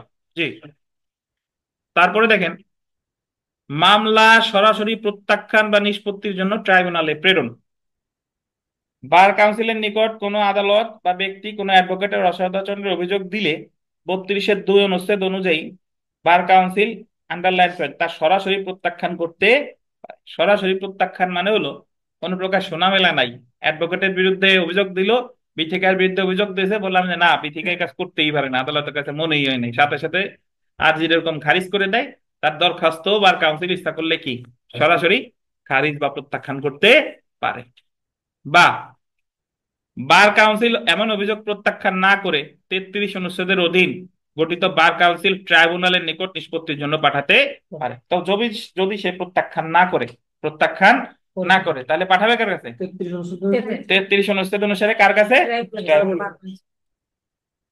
সরাসরি কিন্তু অভিযোগ ট্রাইব্যুনালে গেল না ভাই। প্রথমে ওই যে বার কাউন্সিল মানে হলো committee, complain and vigilance committee, সে যাচাই বাছাই করে কার কাছে? নির্বাহী কমিটির কাছে। তারপরে তারা যদি বার কাউন্সিল তারা যদি ইচ্ছা করে সরাসরি কি করতে পারে? খারিজ করতে পারে। আর যদি সরাসরি খারিজ না করে তাহলে পাঠাবে কার কাছে? ট্রাইব্যুনালের কাছে। বা বার কাউন্সিল বলতেন নিজ উদ্যোগে কোনো আইনজীবীর বিরুদ্ধে কোনো অভিযোগ থাকলে ট্রাইব্যুনালে পাঠাতে পারে। বার কাউন্সিল নিজ উদ্যোগেও কারো বিরুদ্ধে পদক্ষেপ নিতে পারে। এখন এটা গুরুত্বপূর্ণ দেখেন যে যিনি অভিযোগ করতে পারেন দেখেন আদালত পারে, বার কাউন্সিল পারে, আর অন্য যে কোনো কি ব্যক্তি। এখন আমরা চলে আসব অভিযোগ দায়েরের পদ্ধতি। অভিযোগে যে সকল বিষয় উল্লেখ করতে হয়, অভিযোগের সাথে যে সকল কাগজপত্র দাখিল করতে হয় ইত্যাদি 41 বিধিতে। বিধি মনে রাখার কোনো দরকার নাই। Bangladesh legal practitioners and bar council rules 1972-এর 41 বিধি অনুযায়ী অভিযোগে নিম্নলিখিত বিষয় যুক্ত করতে হবে। 1, অ্যাডভোকেটের বিরুদ্ধে অভিযোগের বিবরণ, মানে আপনার সাথে অ্যাডভোকেট কি কি করছে সেই বিস্তারিত কি দিতে হবে? বিবরণ। প্রয়োজনীয় কাগজপত্র, আপনার সাথে যে তিনি যে আপনার ধরেন মক্কেল যদি অভিযোগ করে যে উকিল সাহেব আমার কাছ থেকে টাকা নিয়ে আমার কাজ সে ঠিকঠাক মতো করে নাই বা আমার সম্পত্তিতে সে নিজে আসক্ত হয়ে পড়ছে, তাহলে আপনার বিস্তারিত অভিযোগ আপনি লিখলেন। তারপরে প্রয়োজনীয় কাগজপত্র মানে আপনি প্রমাণ হিসেবে দেখালেন এই যে দেখেন আমার ওকালতনামা, উনি যে আমার নিযুক্ত অ্যাডভোকেট, এই যে আমার কি ওকালতনামা বা অন্যান্য যে কাগজপত্র আছে সেগুলো আপনি দিবেন। তারপরে যদি অভিযোগকারী আদালত না হয় বা সরকারি কর্মকর্তা তার অফিসিয়াল দায়িত্ব অভিযোগ দায়ের না করে তাহলে অভিযোগের সাথে এফিডেভিট জমা দিতে। অর্থাৎ যদি আদালত অভিযোগ করে তাহলে এফিডেভিট লাগবে না, যদি সরকারি কর্মকর্তা অভিযোগ করে তাহলে এফিডেভিট লাগবে না, কিন্তু বিথিকায় অভিযোগ করলে কি এফিডেভিট লাগবে। বিথিকা যদি সরকার হয়, লাগবে না। বিথিকা সরকার তো পদবি। পদবি এলে তো হবে না, হ্যাঁ। স্যার এরকম প্রশ্ন করে। বুঝছেন, আমি বলতে চাইছি এবার। আচ্ছা, তাহলে সরকার বলতে এখানে বোঝাচ্ছে ওনার যে বিথিকা সরকার তো আর সে সরকার না, মানে এই সরকার তো চাকরি তার করে, পদবি। সরকারি জি। চাকরি, সেইটা হবে। তবে বার কাউন্সিল চাইলে আন্ডারলাইন করেন হলফনামা দাখিল করা হতে অব্যাহতি দিতে পারে।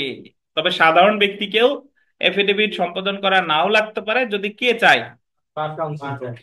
তো এখানে যে প্রশ্নটা আসে ভাই, যে নিম্নের কোন ব্যক্তি অভিযোগ দায়ের করলে হলফনামা দেওয়া লাগে বা হলফনামা দেওয়া লাগে না?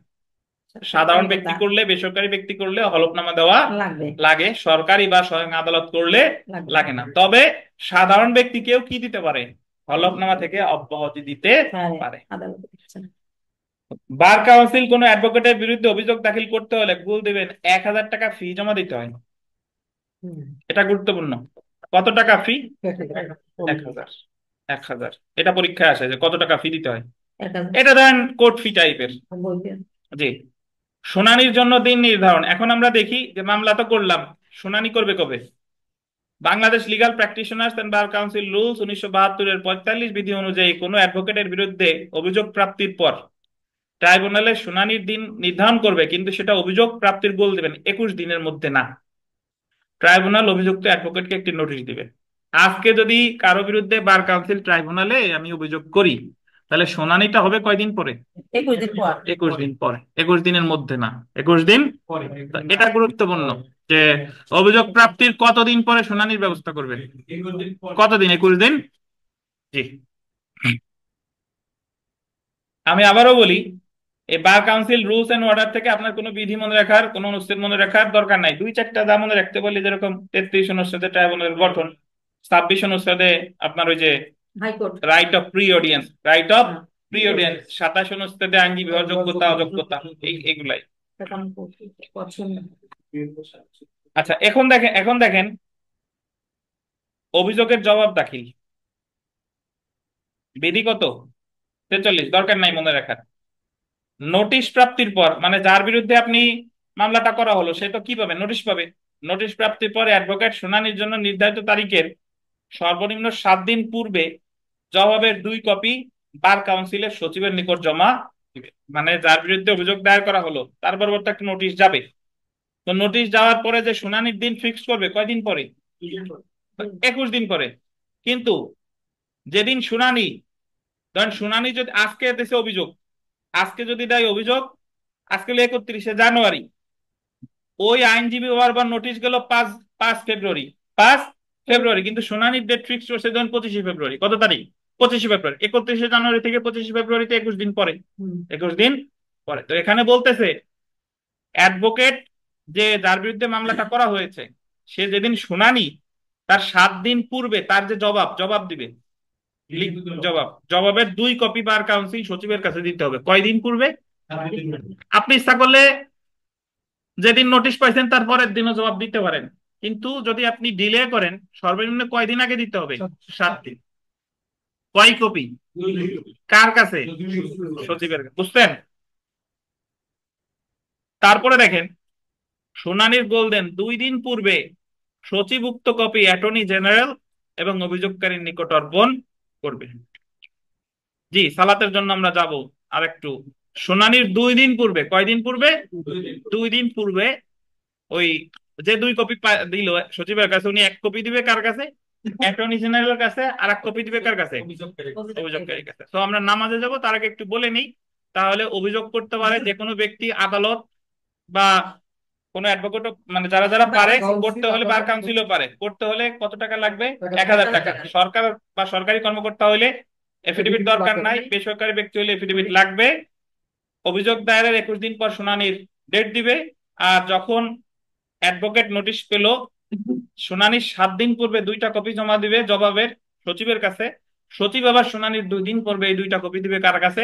Attorney general. আর একটা হলো যে অভিযোগ করেছে তার কাছে। এতটুকুই আমাদের পরে। ওই তো এটা পরে বুঝবেন না, আমাদের পর আমার। তো জেনে রাখা ভালো। এটা একটু দেখেন যে সংশ্লিষ্ট অ্যাডভোকেট তার নিজের ক্ষেত্রে একজন যোগ্য সাক্ষী হবে, এবং যদি সে সাক্ষী হিসেবে হাজির হয় তাহলে তাকে জেরা করা যাবে, কিন্তু সে সাক্ষী হিসেবে হাজির হতে বাধ্য না। তাহলে এটা হচ্ছে যে সংশ্লিষ্ট যে অ্যাডভোকেট সে নিজের ক্ষেত্রে একজন কি বলেন, যোগ্য সাক্ষী। তারপরে দেখেন, পদাধিকার বলে বার কাউন্সিলের সচিব ট্রাইব্যুনালের সচিব হবে এবং ট্রাইব্যুনাল কর্তৃক ইস্যুকৃত প্রত্যেকটি নোটিশ জারি করবে। আচ্ছা, ট্রাইব্যুনালের ক্ষমতাতে আসি। পদাধিকার বলে যে ট্রাইব্যুনালের সচিব, এর আগে আমরা বহুবার পড়ছি, ট্রাইব্যুনালের যে মানে বার কাউন্সিলের যে সচিব সে হচ্ছে ট্রাইব্যুনালের সচিব, জি। এবং ট্রাইব্যুনাল কর্তৃক ইস্যুকৃত প্রতিটা নোটিশ জারি করবে হলো সচিব। বুঝতে পারছেন? যিনি বাংলাদেশ বার কাউন্সিলের সচিব তিনি ওই ট্রাইব্যুনালেরও সচিব। এবং প্রতিটা যদি পরীক্ষা এইভাবে প্রশ্ন আসে যে ট্রাইব্যুনালের নোটিশ জারি করবে কে, উত্তর হবে কে? সচিব। সচিব, জি। ট্রাইব্যুনালের ক্ষমতাতে আসেন, ট্রাইব্যুনাল কি করতে পারে এটা একটু মনোযোগ দিয়ে দেখেন। অনুসন্ধানের উদ্দেশ্যে বার কাউন্সিল কর্তৃক গঠিত ট্রাইব্যুনাল কি ক্ষমতা প্রয়োগ করতে পারবে সেটা 35 অনুচ্ছেদে বিধান করা হয়েছে। 35 অনুচ্ছেদ অনুসারে নিম্নলিখিত বিষয়ে দেওয়ানি আদালতের, আন্ডারলাইন করবেন, দেওয়ানি আদালতের যে এখতিয়ার বা ক্ষমতা আছে বার কাউন্সিল কর্তৃক গঠিত ট্রাইব্যুনালেরও সে একই ক্ষমতা থাকবে। অনুসন্ধানের উদ্দেশ্যে ট্রাইব্যুনাল যে ব্যক্তির হাজিরা কার্যকর করার জন্য আদেশ দিতে পারে, কোনো ব্যক্তির আর কি হাজিরা কার্যকর করার জন্য আদেশ দিতে পারে, কোনো দলিল দাখিলে বাধ্য করতে পারে, বা সাক্ষীর জবানবন্দি গ্রহণের জন্য কমিশন ইস্যু করতে পারে। অর্থাৎ একটা দেওয়ানি আদালত যা যা পারে ট্রাইব্যুনালও কি তাই তাই পারে। ওই যে দলিল দাখিল করতে বাধ্য করতে পারে, তারপরে কমিশন ইস্যু করতে পারে, তারপরে আপনার হাজিরা কার্যকর করতে পারে। শর্ত হলো দেওয়ানি আদালতের মূল কর্তাকে বা বিচারককে, বিচারককে বলে প্রিজাইডিং অফিসার, হাজির হতে বলার ক্ষমতা বার কাউন্সিলের গঠিত ট্রাইব্যুনালের থাকবে না। ট্রাইব্যুনাল দেওয়ানি আদালতের বিচারক যে সহকারী জজ, সিনিয়র সহকারী জজ, এরা ট্রাইব্যুনাল এনাদেরকে হাজির হতে বলতে পারবে না। বুঝতে পারছেন?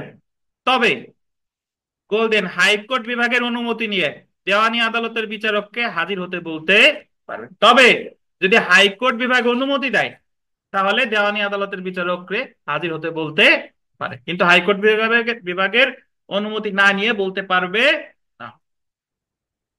অপরদিকে দেখেন, ফৌজদারি আদালত বা রাজস্ব আদালতের কর্মকর্তার বা বিচারকের ক্ষেত্রে গোল দিবেন সরকারের পূর্ব অনুমতি নিয়ে হাজির হতে বলতে পারে। তো এখানে দুইটা জিনিস গুরুত্বপূর্ণ, যে বার কাউন্সিল ট্রাইব্যুনাল দেওয়ানি আদালতের কোন বিচারককে হাজির হতে বলতে পারে কার অনুমতি নিয়ে? হাইকোর্টের। বার কাউন্সিল ট্রাইব্যুনাল ফৌজদারি আদালতের যে কোনো জুডিশিয়াল ম্যাজিস্ট্রেটকে বা রাজস্ব আদালতের কাউকে হাজির হতে বলতে পারে, বাট এই ক্ষেত্রে অনুমতি লাগবে কার? এই দুটা জিনিস খেয়াল রাখেন। দেওয়ানি আদালত মানে হাইকোর্ট, আর ফৌজদারি আদালত বা রাজস্ব আদালত মানে কে? সরকার, জি। তারপরে দেখেন 35-2 অনুচ্ছেদে বলা হয়েছে বার কাউন্সিল কর্তৃক গঠিত ট্রাইব্যুনাল কর্তৃক পরিচালিত প্রত্যেকটি অনুসন্ধান, আন্ডারলাইন করেন, দণ্ডবিধির 193, 193 নিচে লিখতে পারেন মিথ্যা সাক্ষ্য দান, 193 নিচে কি, এবং 228 দ্বারা মানে আদালত অবমাননা, আদালত অবমাননা 228 দ্বারার অর্থ অনুসারে বিচারিক কার্যধারা হিসেবে গণ্য হবে। অর্থাৎ আপনি বার কাউন্সিল ট্রাইব্যুনালে যদি মিথ্যা সাক্ষ্য দেন তাহলে আদালতে যে মিথ্যা সাক্ষ্য দিচ্ছেন এটা হিসেবেই গণ্য হবে। আবার বার কাউন্সিল ট্রাইব্যুনালে যদি আপনি অবমাননা করেন তাহলে ধরে নেওয়া হবে আপনি আদালতেও অবমাননা করেছেন। এবং ফৌজদারি কার্যবিধির গোল দেন 480 এবং 482 ধারার উদ্দেশ্যে ট্রাইব্যুনাল একটি দেওয়ানি আদালত হিসেবে গণ্য হবে। 480 আর 482 গোল দিয়ে নিচে একটু লেখেন আদালত অবমাননা।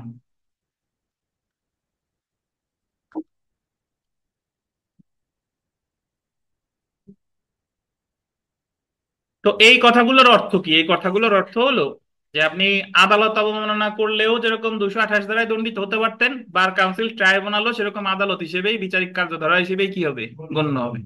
অর্থাৎ বার কাউন্সিল ট্রাইব্যুনালে যে যদি আপনি মিথ্যা সাক্ষ্য দেন আপনার বিরুদ্ধে মামলা হবে দণ্ডবিধি 193 ধারায়। যদি আপনি ট্রাইব্যুনালে অপমান করেন মামলা হবে দণ্ডবিধির 228 ধারায়। বুঝতে পারছেন? আচ্ছা, ট্রাইব্যুনালের আঞ্চলিক সীমা, কোনো ব্যক্তিকে হাজির করতে বা কোনো দলিল দাখিল করতে বাধ্য করতে বা সমন ইস্যু করার উদ্দেশ্যে ট্রাইব্যুনালের আঞ্চলিক সীমা হবে, আন্ডারলাইন করেন, বার কাউন্সিলের আঞ্চলিক সীমা। কি বলেন? ট্রাইব্যুনালের আঞ্চলিক সীমা হবে বার কাউন্সিলের আঞ্চলিক সীমা, এবং সাক্ষী হাজির করার জন্য বা ট্রাইব্যুনাল কর্তৃক প্রয়োজনীয় কোনো দলিল উপস্থাপন করতে কোনো সমন বা অন্যান্য প্রসেস পাঠাতে পারে, বা ট্রাইব্যুনাল ইস্যু করতে ইচ্ছা পোষণ করে এমন কোনো কমিশন ট্রাইব্যুনাল পাঠাতে পারে। ট্রাইব্যুনাল যেখানে বসেছে সেই স্থানে এখতিয়ার আছে এমন, আন্ডারলাইন করেন, এটা গুরুত্বপূর্ণ, যে কোনো দেওয়ানি আদালতে, এবং দেওয়ানি আদালত এমন প্রসেস জারি করবে বা এমন কমিশন ইস্যু করবে। এটা একটু বুঝে। ট্রাইব্যুনাল কিন্তু কোনো জিনিস সরাসরি পাঠাবে না। ধরেন যে অ্যাডভোকেটের বাড়ি গোপালগঞ্জ, তাহলে ট্রাইব্যুনাল তার নোটিশ দিবে, প্রসেস পাঠাবে কার কাছে? এই গোপালগঞ্জের দেওয়ানি আদালতে, দেওয়ানি আদালত সেটা জারি করবে ওই ব্যক্তির উপরে। বুঝতে পারছেন? আচ্ছা, এরপরে চলে আসেন ট্রাইব্যুনালের আদেশ। না, এই বিধি কিছু, এই জায়গার কোনো বিধি আপনার দরকার নাই। বার কাউন্সিলের যে আমি যে বিধি আদেশ পড়লাম, এই আদেশ বিধি পড়াই শুধু শুধু বৃথা। এই আদেশ বিধি থেকে বড় জোর একটা প্রশ্ন আসতে পারে, তো একটা প্রশ্নের জন্য আমি এত শ্রম দেব না। বুঝতে পারছেন? আপনি জাস্ট বাংলাদেশ বার কাউন্সিলের ফ্যাক্ট গুলা মনে রাখবেন। কোনগুলা? যে দেওয়ানি আদালতের বিচারকরে আনতে হলে কার অনুমতি লাগবে, হাইকোর্টের। ম্যাজিস্ট্রেট আনতে হলে কার অনুমতি লাগবে, সরকার। এইগুলা। জি। ট্রাইব্যুনালের আদেশ দেখেন, আমাদের স্মার্টলি পরীক্ষা দিতে হবে, পড়াশোনা করতে হবে। কোনো কিছু না বুঝে একেবারে বসে গেলাম, এ টু জেড সব পড়লাম, কিন্তু কুল কেনারা পাইলাম না। ধরেন পুকুরে মাছ আছে, যে জায়গায় আপনি জানেন যে অমুক জায়গায় মাছ আছে, কিন্তু জাল ওই জায়গায় না ফেলে এই যে দূর আমি এই কোণের থেকে শুরু করব, পরে ওই জায়গায় যাব, তাইলে আপনি মাছ তো দেখা পাইতেও পারেন, নাও পাইতে পারেন, বা পাইলেও এখান থেকে জাল খেয়ে টেকা হইতে ওই জায়গায় যাই মাছের দেখা পাবেন। যাই হোক,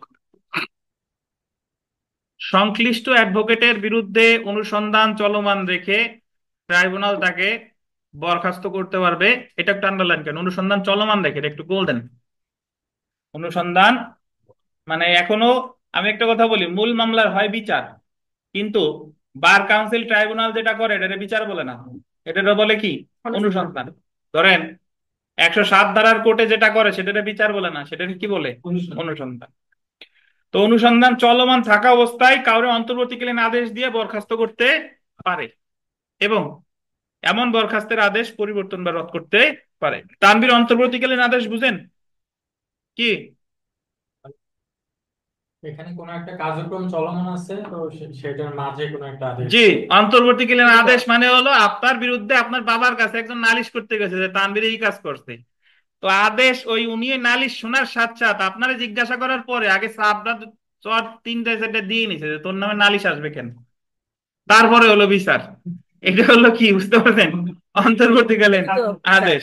জি, তার মানে যে যখন বিচার চলমান আছে, এখনো শেষ হয় নাই, এই অবস্থায়ও অ্যাডভোকেটকে বরখাস্ত করতে পারে। ধন্যবাদ। বা অনুসন্ধান সমাপ্তি হলে 34-4 অনুচ্ছেদ অনুসারে অভিযোগটি খারিজ করতে পারে। এখানে একটু পাশে লেখেন, আহ পাশে একটু লেখেন সরাসরি খারিজ 32-2। এর পাশে একটু লেখেন সরাসরি খারিজ 32-2। পাইছেন?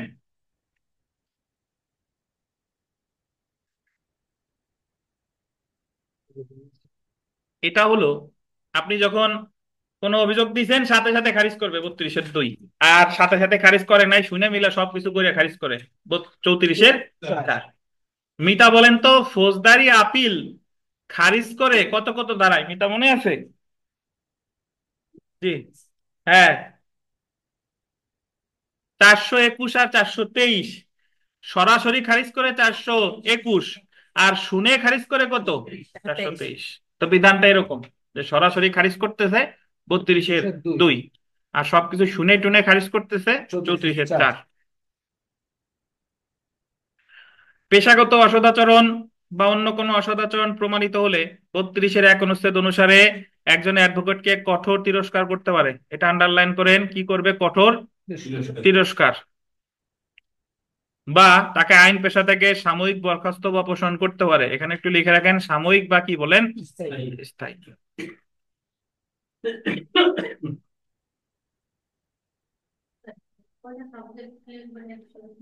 হুম, এখনই নিতে পারি, দিলে দেন। হ্যাঁ, যদি ট্রাইব্যুনাল উক্ত অ্যাডভোকেটকে তার আইন পেশা হতে সাময়িক বরখাস্ত করে, তাহলে উক্ত বরখাস্তের মেয়াদ উল্লেখ করবে, এটা গোল দেন। যদি তাকে সাময়িকভাবে বরখাস্ত করে তাহলে কি উল্লেখ করবে? তাকে 10 দিনের জন্য, 20 দিনের জন্য, 6 মাসের জন্য, 1 বছরের জন্য এটা বলে দিবে যে 1 বছরের জন্য আপনাকে বরখাস্ত করা হলো এবং 1 বছরের জন্য আপনি যে কোনো প্রকার আইন পেশা পরিচালনা করা থেকে বিরত থাকবেন। যদি ট্রাইব্যুনাল মনে করে অ্যাডভোকেটের বিরুদ্ধে আনীত অভিযোগ মিথ্যা, সেক্ষেত্রে অভিযোগকারীকে সর্বোচ্চ 500 টাকা এই জরিমানা কেটে ক্ষতিপূরণ লেখেন, ক্ষতিপূরণ করতে পারে। ওই যে একটু আগে যে উদাহরণটা দিলাম, মামলা করতে হলো আলামিন, কার বিরুদ্ধে? অ্যাডভোকেট বিথিকার বিরুদ্ধে। সবকিছু শুনে মিলে মনে হলো আলামিনের অভিযোগ হচ্ছে মিথ্যা, তাহলে আলামিনরে বলবে আলামিন তুমি ক্ষতিপূরণ দেবা বিথিকারে কয় টাকা? 500 টাকা, অনেক টাকা। জি। আচ্ছা, এটা এখন বিষয়টা হচ্ছে যে 1972 সালের প্রেক্ষাপটে 500 টাকা অনেক টাকা ভাই, কিন্তু 2024 সালের প্রেক্ষাপটে 500 টাকা কোনো টাকা না। জি।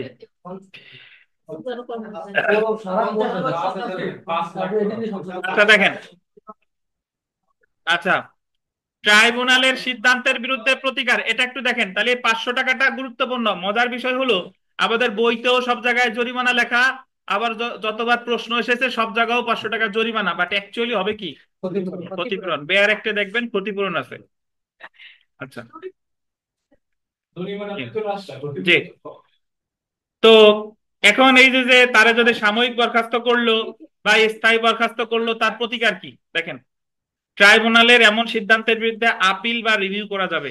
আপিল বা রিভিউ, এখানে বলে দিছে যে আইদার আপিল অর রিভিউ, মানে হয় আপনি আপিল করবেন না হলে রিভিউ।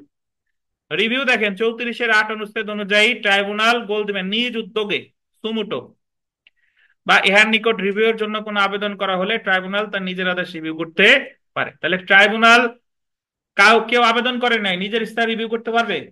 পারবে। বার কাউন্সিল ট্রাইব্যুনাল তার রিভিউ ক্ষমতা প্রয়োগ করে নিজের কোনো আদেশ বহাল রাখতে পারে, পরিবর্তন করতে পারে বা বাতিল করতে পারে। তাহলে পরীক্ষায় যদি প্রশ্ন আসে যে বার কাউন্সিল রিভিউ করে কি করতে পারে? বহাল রাখতে পারে, পরিবর্তন করতে পারে, অথবা কি আলামিন সাহেব বাতিল করতে পারে। আপিল দেখেন, আপিল। তো এই রিভিউ এর পাশে একটু লিখে রাখেন 90 দিন। হ্যাঁ, রিভিউ এর পাশে লিখে রাখেন 90 দিন। এই 90 দিন হলো তামাদি আইনের 173 অনুচ্ছেদ।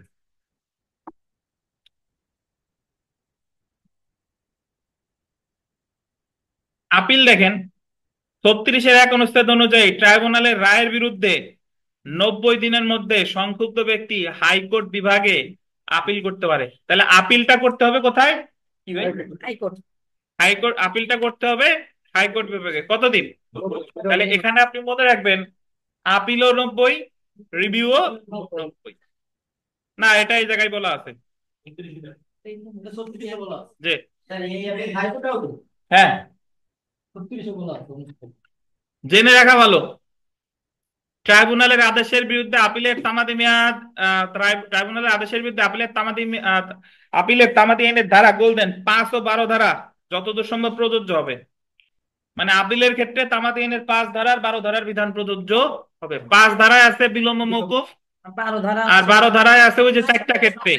জি। তো আপিল দায়ের করলেই ট্রাইব্যুনালের আদেশ স্থগিত হিসেবে গণ্য হবে না, কিন্তু হাইকোর্ট বিভাগ যথেষ্ট কারণে এমন আদেশ স্থগিত করতে পারে। আপনি যদি আপিল করেন, আপিল করার সাথে সাথেই কি আপনারে অটোমেটিক্যালি জামিন দিয়ে দিবে? ফৌজদারি মামলায় আপিলের সাথে সাথে কিসের দরখাস্ত করতে হয়? জামিনের দরখাস্ত করতে হয়। আবার দেওয়ানি মামলায় আপনি আপিল করলেই জারি মামলা কিন্তু স্থগিত হয়ে যায় না। জারি মামলা স্থগিতের কি করতে হয়? ঠিক একই ভাবে যে ট্রাইব্যুনালের আদেশের বিরুদ্ধে আপিল করতেন, কিন্তু আগের আদেশের যে স্থগিত, এটা আপনারা চাইতে হবে যে ওনার যতদিন আপিল চলমান থাকে ততদিন পর্যন্ত এই রায়ের কার্যকারিতা কি রাখা হোক, স্থগিত রাখা হোক। এটা আপনার চাইতে হবে, মুখ ফুটে চাইতে হবে, নাহলে দিবে না। তো এই আর কি, এখানে এই পর্যন্তই। সংক্ষেপে জেনে রাখা ভালো হতো যদি আমরা একটু দেখি যে বার কাউন্সিলের মোট সদস্য কয়জন? 15। নিবন্ধন কমিটির কয়জন? 5 জন। আর ট্রাইব্যুনালের কয়জন? 3 জন। ধন্যবাদ। তো আমরা বিগত বছরের প্রশ্ন এখানে মোটামুটি যা আছে, 1 নাম্বার প্রশ্নটা একটু দেখেন। 2020 সালে এসেছে, বার কাউন্সিল কর্তৃক গঠিত ট্রাইব্যুনালে এখতিয়ার নেই, এখতিয়ার সম্পন্ন দেওয়ানি আদালতের মাধ্যমে বিরোধীয় বিষয়বস্তু জব্দ করা, এটা নাই, কিন্তু দলিল উপস্থাপনের আদেশ দেওয়া, বিচারককে হাজির হতে বলা, সমন পাঠানো, এই তিনটা কিন্তু আছে। আর অন্যান্য যা আছে পেরে যাবেন। 5 নাম্বারটা দেখেন, যে যদি বার কাউন্সিল ট্রাইব্যুনাল মনে করে অ্যাডভোকেটের বিরুদ্ধে আনীত অভিযোগ মিথ্যা, সেক্ষেত্রে অভিযোগকারীকে সর্বোচ্চ কত টাকা জরিমানা? 500 টাকা। অ্যাকচুয়ালি জরিমানা ক্ষতিপূরণ। পারে না, কি পারে ভাই? ক্ষতিপূরণ। যেহেতু পরীক্ষায় আসছে, উত্তর 500ই করতে হবে। 8 নাম্বারটা দেখেন, বার কাউন্সিল ট্রাইব্যুনাল তার রায় রিভিউ করতে পারে কিভাবে? নিজের ইচ্ছায় বা সংক্ষুব্ধ ব্যক্তির আবেদনে। জি। আর এখানে যে প্রশ্ন টশ্ন আছে এগুলা ওই আমরা যে থিওরিটিক্যাল প্রশ্নগুলো পড়লাম সবই গুরুত্বপূর্ণ। যদি কোনোটা না বুঝেন পরে আমারে জিজ্ঞাসা করেন। এই সব মূল যে জিনিস এতক্ষণ আলোচনা করলাম সেটা পড়লে আপনি এগুলা বুঝবেন। তো সরাসরি আমরা চলে আসি বার কাউন্সিলের সদস্যদের নির্বাচন। নির্বাচন তো এবছর নাকি কবে? 25 সালের। আমরা জানি বার কাউন্সিল নির্বাচন হতে হবে কবে? 31শে মে আগে। 31শে মে অথবা তার। তানভীর বলেন, নির্বাচনে যারা নির্বাচিত হবে তারা দায়িত্বভার গ্রহণ করবে কবে? 1 জুলাই। 1 জুলাই। ধন্যবাদ।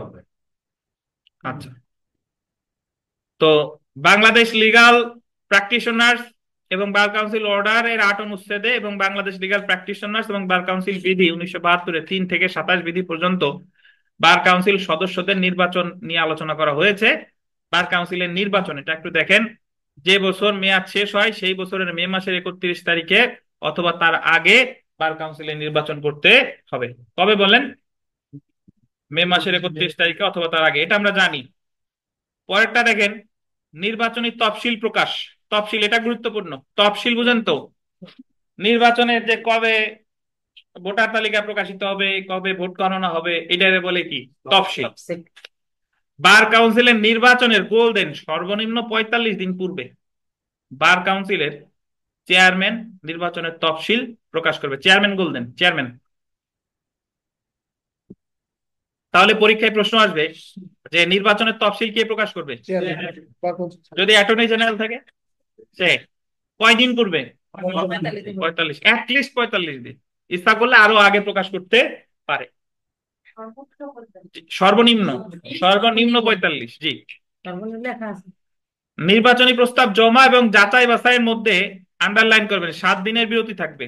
মানে আপনি যেদিন প্রস্তাব দিবেন, মানে নমিনেশন পেপার কিনে জমা দিবেন, আর এই যে যেদিন জমা দিবেন আর যাচাই বাছাই করবে, এই 2টা দিনের মধ্যে ব্যবধান থাকবে কয়দিন? 7 দিন। আজকে যদি জমা দেন তাহলে যাচাই বাছাই করবে কয়দিন পর? 7 দিন পর। এবং যাচাই বাছাই ও নির্বাচনী তারিখের মধ্যে 14 দিনের একটি বিরতি থাকবে। মানে আপনার যখন যাচাই বাছাই হয়ে যাবে তার কয়দিন পর নির্বাচন হবে? 14 দিন। বুঝতে পারছেন? তাহলে প্রস্তাব জমা দেওয়ার কয়দিন পর যাচাই বাছাই হবে? 7 দিন। আর যাচাই বাছাই হওয়ার কয়দিন পর নির্বাচন হবে? 14 দিন। এই দিন মনে রাখতে হবে, কোন বিধি মনে রাখার দরকার নাই। বার কাউন্সিল নির্বাচনের জন্য সমস্ত বার অ্যাসোসিয়েশনকে 7টি অঞ্চলে বিভক্ত করতে হবে এবং সাধারণ আসনের জন্য প্রত্যেক ভোটারের কয়টা ভোট থাকবে? 4টা। আর আপনার যে দলগত আসনের ক্ষেত্রে কয়টা? একটি ভোট দিতে পারবে। কিন্তু এই জায়গা ভোট দিতে পারবে একটি, কিন্তু এই জায়গা মানে দলগত আসনের ক্ষেত্রে মোট হলো দাঁড়াবে হচ্ছে 7 জন। আর ওই 7টা অঞ্চল থেকে 7 জন, 7 7 14। আর এই জায়গা হবে 15টা। কিন্তু ভোটের ক্ষেত্রে সাধারণ আসন থেকে, সরি, সাধারণ আসন থেকে দেবে কয়টা ভোট? 7টা ভোট। আর দলগত আসনের ক্ষেত্রে একটা। সেটা বুঝি না স্যার, এই সাধারণত 7টা ভোট কিভাবে দেবে? একজন দেবে নাকি? আমি একটু বুঝি না। বুঝেন নাই? ধরেন সাধারণ আসন মানে হলো যে এই জায়গা থেকে ধরেন আওয়ামী লীগের 7 জন দাঁড়াইছে, বিএনপি থেকে 7 জন দাঁড়াইছে বিভিন্ন পদে। তো এই জায়গা থেকে আপনি সাধারণ আসন থেকে 7টা ভোটই দিতে পারবেন। আর দলগত আসন 7টা অঞ্চলে ভাগ করে না, 7টা অঞ্চলে ভাগ করে। তাহলে আপনি যে ধরেন ঢাকা অঞ্চলে এই জায়গা থেকে তো একটা ভোটই দিবেন। এখন ওই চট্টগ্রাম অঞ্চলের ভোট তো আর আপনি এই জায়গায় বসে দিতে পারবেন। বুঝছেন? আর এত বোঝার কাজ নাই, মাথা অন্য জায়গায় বুঝাই না। আপাতত মনে রাখেন সাধারণ আসনের 7টা আর দলগত আসনের কয়টা? একটা। মোট ভোট দেবে সে কয়টা? 8টা। একজন ভোটার ভোট দিবে 8টা। মনোনয়ন ফি দেখেন, মনোনয়ন ফি। বার কাউন্সিল নির্বাচনে অংশগ্রহণের জন্য গোল দেন 1000 টাকার মনোনয়ন ফি এবং 3 জন ভোটার দ্বারা প্রস্তাবিত ফর্ম জমা দিতে হবে। যে টাকা বাড়ানোর দরকার তা বাড়ায় না, আমাদের ফি খালি বাড়ায়। এই মনোনয়নের ফি দিতে হবে 1 লাখ টাকা, 1,000-এর জায়গা যে দাঁড়াবে যে 1 লাখ দিক, বুঝতে পারছেন? তো এই জায়গায় 1,000 হয় না। তো যাই হোক, না হলেও আমাদের তো জানতে হবে 1,000 টাকা আর কয়জন দ্বারা প্রস্তাব করতে হবে। প্রস্তাব বুঝেন তো? আমরা একটা প্রার্থী হিসেবে চাই। হ্যাঁ, তাহলে বিরাট থেকে বাংলাদেশের যে কোনো এসে থেকেও কি করবে নাকি নির্দিষ্ট কোনো পারবেন। বার কাউন্সিলে মানে ওখানে গিয়ে প্রার্থী হবেন, যে কেউ, আপনি অ্যাডভোকেট হলেই প্রার্থী হতে পারবেন। জি। নির্বাচনের বৈধতা সংক্রান্ত অভিযোগ দায়ের।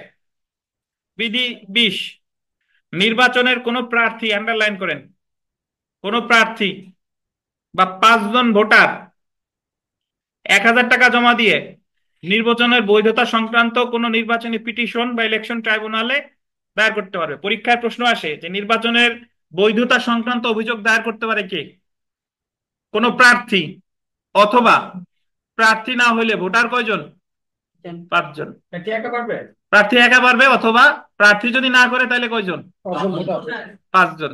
এই যে বিথিকা, তানভীর, মুন্নি, আশরাফুল আর আলামিন দিয়ে লাগবে। জি।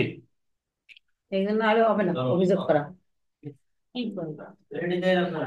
নির্বাচনের বৈধতা সংক্রান্ত। এখন দেখেন ইলেকশন ট্রাইব্যুনাল। আচ্ছা, এই জিনিসগুলো আপনার মুখস্থ করার দরকার নাই, জাস্ট রিডিং করবেন। পরীক্ষায় প্রশ্ন আসলে অটোমেটিক্যালি ওইটা দেখবেন, বুঝতে পারবেন যে কোনটা উত্তর হবে নাকি। ইলেকশন ট্রাইব্যুনালের সদস্য বলতেন 3 জন। আপনি মনে রাখবেন ট্রাইব্যুনাল হলেই 3 জন, শুধু ট্রাইব্যুনালও 3 জন, আর ইলেকশন ট্রাইব্যুনালও কয়জন? 3 জন। বার কাউন্সিল কর্তৃক মনোনীত 2 জন, আর এমনি ট্রাইব্যুনালের ক্ষেত্রে থাকে কি? নির্বাচিত। আর এখানে কি? মনোনীত। আর বার কাউন্সিল নির্বাচনের জন্য গঠিত ইলেকশন ট্রাইব্যুনালের চেয়ারম্যান হবে, আন্ডারলাইন করেন, বার কাউন্সিলের চেয়ারম্যান অর্থাৎ অ্যাটর্নি জেনারেল। এটা একটু এখানে একটু লিখে রাখেন যে শুধু ট্রাইব্যুনালের সদস্য কখনো অ্যাটর্নি জেনারেল হয় না। শুধু ট্রাইব্যুনালের সদস্য কখনো কি? অ্যাটর্নি জেনারেল হয় না। কথাটা কি লিখছো? শুধু শুধু ট্রাইব্যুনালের সদস্য কখনো অ্যাটর্নি জেনারেল হয় না। মানে 33 অনুচ্ছেদে যে ট্রাইব্যুনাল, ওই 3 জনের মধ্যে অ্যাটর্নি জেনারেল নাই, এটা হলো সাফ কথা। অ্যাটর্নি জেনারেল হয় না।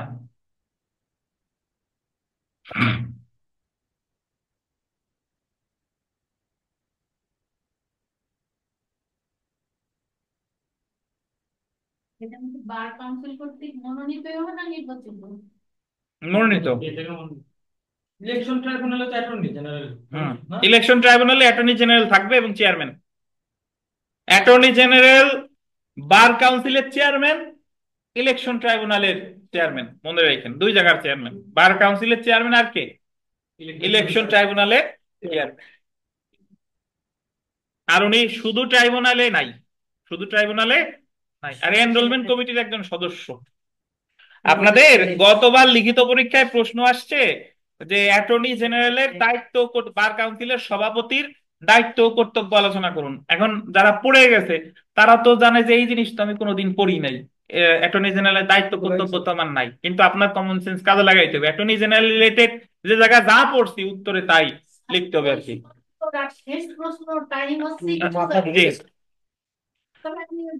তো যাই হোক, তাহলে যদি পরীক্ষায় প্রশ্ন আসে এইভাবে যে নিম্নের কোনটির chairman attorney general? Tribunal, enrolment committee, election tribunal, উপরের সবগুলো? কোনটা? Election tribunal. Attorney general chairman কিন্তু শুধুমাত্র কোনটা? ইলেকশন ট্রাইব্যুনালের সদস্য। জি। দেখেন তো, তারপরে দেখেন প্রথম সভা। প্রথম সভা এটা একটু দেখেন। বার কাউন্সিলের মেয়াদ শুরুর তারিখ হতে, এটা আন্ডারলাইন করেন, 1 মাসের মধ্যে প্রথম সভা আয়োজন করতে হবে। ভিভিআই পরীক্ষায় প্রশ্ন আসবে যে বার কাউন্সিলের মেয়াদ শুরুর তারিখ হতে প্রথম সভা কয় দিনের মধ্যে হবে? 1 মাস। বার কাউন্সিলের সম্পাদক প্রথম সভা আহ্বান করবে, সম্পাদকের নিচে লেখেন সচিব। প্রথম সভা আহ্বান করবে কে? এগুলো সব গুরুত্বপূর্ণ প্রশ্ন। প্রথম সভা আহ্বান করবে সচিব। আর বললেন সাধারণ সভা আহ্বান করবে সভাপতি বা অ্যাটর্নি জেনারেল। গুরুত্বপূর্ণ। প্রথম সভা আহ্বান করবে সচিব, আর সাধারণ সভা কে করবে? বার কাউন্সিলের সভাপতি মানে অ্যাটর্নি জেনারেল। বুঝছেন? কোরাম, কোরাম অর্থ কি আশরাফুল সাহেব বলেন তো? আশরাফুল সাহেব, কোরআন মতো সিরিয়াল গুলো স্যার, কি সিরিয়াল? ধারাবাহিকতা পর পর কে কোনভাবে করবে। না, ৫ জন। মিনিমাম কতজনের থাকতে হবে? আচ্ছা, কোরাম হলো, শুনেন, কোরাম হলো সর্বনিম্ন যতজন সদস্যের উপস্থিতিতে কোনো সভা অনুষ্ঠিত হবে সেটা বলে কোরাম। ধরেন আপনারা এখানে অনেকজন পড়েন, এখন আমি যদি বলি যে 10 জনের নিচে না 10 জনের উপরে না হলে আমি পড়াবো না, যেদিন স্টুডেন্ট 10 জনের নিচে আসবে সেদিন আমি পড়াবো না। তাহলে কোরাম কত জনে? 10 জনে, অর্থাৎ 10 জন হলেই পড়ানো হবে। তো এখানে বিষয়টা হচ্ছে যে বার কাউন্সিলের যে সভা আছে, তারপরে বিভিন্ন কমিটির যে সভা আছে, এ জায়গা বলতেছে কোরাম কত জনে হবে। দেখেন, বার কাউন্সিল সবার জন্য গোল্ডেন 5 জনের কোরাম হবে। 5 জনের কোরাম মানে বার কাউন্সিলের মোট সদস্য কয়জন? তাহলে যদি কোনো সভায় বসে কয়জনের উপস্থিত থাকা লাগবে? 5 জন। 5 জন উপস্থিত না থাকলে মিটিং হবে না, বুঝছেন? এবং কমিটির সবার জন্য 1/3 থাকতে হবে। 3-এর 1। 3-এর 1, 3-এর 1 মানে হলো 5 জন থাকলে 3-এর 1, 9 জন থাকলে 3-এর 1। বুঝতে পারছেন? সবার জন্য, সবার। ধরেন আমি যদি এইভাবে বলি যে এনরোলমেন্ট কমিটির সদস্য কয়জন? 5 জন, তাহলে ওনারা যদি কোনো মিটিং করে উপস্থিত থাকতে হবে, এই 5-রে 3 দিয়ে ভাগ দিবেন, জি, তাহলে অ্যাটলিস্ট 2 জনের আপনার থাকাই লাগবে। ঠিক আছে? 2 জন পরে 2 জন। আচ্ছা, 2 জন বা 2 জনের যদি বেশি দরকার হয় তাহলে হাত পাও কাটবেন, যে সরাসরি থাকার দরকার নাই, হাত পা থাক। এই যে, জি, আচ্ছা ধন্যবাদ। তো আপাতত আমাদের এতটা, এটা মনে রাখেন যে ভাই বার কাউন্সিল সবার ক্ষেত্রে কোরাম 5 জনে, মানে বার কাউন্সিল সভা। আর যদি কোনো কমিটির সভা হয় তাহলে কত? 3-এর 1। বার কাউন্সিলের 5 জন আর কমিটির হলে 3-এর 1। বুঝছেন? বলেন তো আপনাদের বার কাউন্সিল পরীক্ষায় কোরাম কত মার্কে? 50 মার্কে, মানে 50 না পাইলে পাস হবে না, ওটাই কোরাম। সবাই 5 জন মাস্ট উপস্থিত থাকা লাগবে, তাই তো? হ্যাঁ, এখানে কোনো কাজ নেই। 15 5 জন থাকতে হবে অ্যাটলিস্ট। 15 না? 5 জন। বার কাউন্সিলের সদস্য কয়জন? 15। বুঝছেন? সবার মিটিং 3-এর 1। আচ্ছা, তো বিগত বছরের প্রশ্ন যা আছে এগুলা দেখতে যাচ্ছি না, এগুলা সব পারবেন। 5 নাম্বার প্রশ্নটা একটু যদি দেখি, যে শেষ হয় ছাড়বো, একটু বসেন। বার কাউন্সিলের মেয়াদ শুরুর তারিখ থেকে হিসাব করে প্রথম সভা অনুষ্ঠিত হবে কত মাসের মধ্যে? এটা তো জানেন। আর প্রথম সভা আহ্বান করবে কে? সচিব। আর সাধারণ সভা সভাপতি। এই তো আমরা চলে গেছি পেশাগত সদাচরণ নিবর্তিত, তো শেষ। তো এখন এটার আমি একটা এই বই থেকে আমি পড়বো না, আপনাদের একটা পেজ দিব, আমি একটু প্রিন্ট দিই, শুনেন। যার আছে তার তো। আচ্ছা শুনেন, আমরা জানি যে আইনজীবীদের সদাচরণ related canons of professional conduct and etiquette, মানে আপনার আচরণ এবং শিষ্টাচার যে বিধিমালা, 4টা অধ্যায় আছে। 4টা অধ্যায়ের প্রথম অধ্যায় হচ্ছে আইনজীবীদের সাথে আইনজীবীদের আচরণ, দ্বিতীয় অধ্যায় হচ্ছে মক্কেলের প্রতি আইনজীবীদের আচরণ, তৃতীয় অধ্যায় হচ্ছে আদালতের প্রতি আইনজীবীর কর্তব্য বা দায়িত্ব, আর চতুর্থ অধ্যায় হচ্ছে জনগণের প্রতি আইনজীবীর দায়িত্ব কর্তব্য। তো যারা, হ্যাঁ, তো ওই যে আপনারা যারা মোটামুটি এই 4টা অধ্যায় মনে রাখতে পারেন না, তাদের আমি একটা গল্প বলছিলাম। গল্পটা হচ্ছে এরকম যে একবার শুনলে গল্পটা আপনার মনে থাকবে। কিভাবে? যে আপনি যখন একজন আইনজীবী সকালবেলা তার চেম্বারে যায়, তাহলে চেম্বারে গিয়ে প্রথমে তার সাথে কিন্তু তার সহকর্মীর সাথেই দেখা হয়। সহকর্মীর সাথে দেখা হয়, ধরেন আর্জেন্টিনা ব্রাজিলের খেলা হয়েছে, একটু ম্যাচ নিয়ে খোঁজ গল্প করলো। ভারত পাকিস্তানের খেলা হয়েছে, যে কি অবস্থা, দেখছিলা টেকছিলা নাকি? তাহলে প্রথম অধ্যায় হচ্ছে আইনজীবীদের সাথে আইনজীবী। একটু পরে চেম্বারে মক্কেলের আনাগোনা শুরু হয়, মক্কেলের কাছ থেকে টাকা পয়সা নিয়ে কাজটা করে তারপরে দৌড়ায় কোথায়? আদালতে। অস্থায়ী নিষেধাজ্ঞা, জামিন শুনানি বা আর্গুমেন্ট যে রাজাই থাকুক না কেন আদালতে যায়। তার মানে প্রথম অধ্যায় হলো আইনজীবীর সাথে আইনজীবী, ওই যে প্রথমে দেখালো আইনজীবীর সাথে। তারপরের অধ্যায় কি? মক্কেলের সাথে। মক্কেলের সাথে। তারপরে মক্কেলের কাছ থেকে টাকা পয়সা নিয়ে গেলাম কোথায়? আদালতে। তাই তৃতীয় অধ্যায় কি? আদালত। এরপরে আমি যখন আদালত থেকে আসলাম, তারপরে ওই আশরাফুল সাহেব সাভানা পার্কে গেল, নাকি বিথিকা ওই পূজা দিতে গেল, নাকি পার্টি অফিসে গেল, এটা যার যার ব্যাপার, জনগণের প্রতি দায়িত্ব কর্তব্য। এটা হচ্ছে কি? চতুর্থ অধ্যায়। তাহলে আপনি মনে রাখবেন, প্রথম অধ্যায় আইনজীবীর সাথে আইনজীবী, দ্বিতীয় অধ্যায় মক্কেলের সাথে আইনজীবী, তৃতীয় অধ্যায় আদালতের প্রতি আইনজীবীর কর্তব্য, আর চতুর্থ অধ্যায় জনগণের প্রতি আইনজীবীর আচরণ। ঠিক আছে? তাহলে এইভাবেও প্রশ্ন আসতে পারে যে প্রথম অধ্যায় কার সাথে কার, দ্বিতীয় অধ্যায় কি, তৃতীয় অধ্যায় কি, চতুর্থ অধ্যায় কি। আর এই চারটা অধ্যায়ের মধ্যে তিনটা অধ্যায় হলো আচরণ, একটা অধ্যায় হলো দায়িত্ব কর্তব্য। দায়িত্ব কর্তব্য কোন অধ্যায়? 3 নম্বর। জি। তো এখন আইনজীবীদের সাথে আইনজীবীদের মোট বিধি আছে হলো 11টা, মক্কেলের সাথে আইনজীবীর বিধি আছে 14টা, আদালতের সাথে বিধি আছে 9টা, আর জনগণের প্রতি বিধি আছে কয়টা? 8টা। মোট কয়টা? 42টা। তো 42টা আপনার হুবহু মনে রাখার কোনোই দরকার নাই, মনে রাখলে ভালো। আর এটা একেবারে না পড়লেও কোনো সমস্যা নাই। আমরা একেবারে না তো পড়বো না, আপনি পড়বেন যতটুকু আপনার মনে থাকে আর কি। বুঝতে পারছেন? সমস্যা নাই, আপনার সমস্যা নাই, কোনো কিছু নেই, সমস্যা নাই। দেখেন, অধ্যায় 1 আইনজীবীদের পারস্পরিক আচরণ। প্রথমে আমরা যদি দেখি, আহ পেশার মর্যাদা সমুন্নত রাখা। আমি খুব সংক্ষেপে লিখছি, এটা তো বিস্তারিত বইতে আলোচনা করাই আছে। মানে একজন আইনজীবী এমন কোনো কাজ করবে না যাতে তার পেশার মান মর্যাদা নষ্ট হয়। 2 নাম্বার দেখেন, পেশাগত নিযুক্তির জন্য বিজ্ঞাপন না দেওয়া।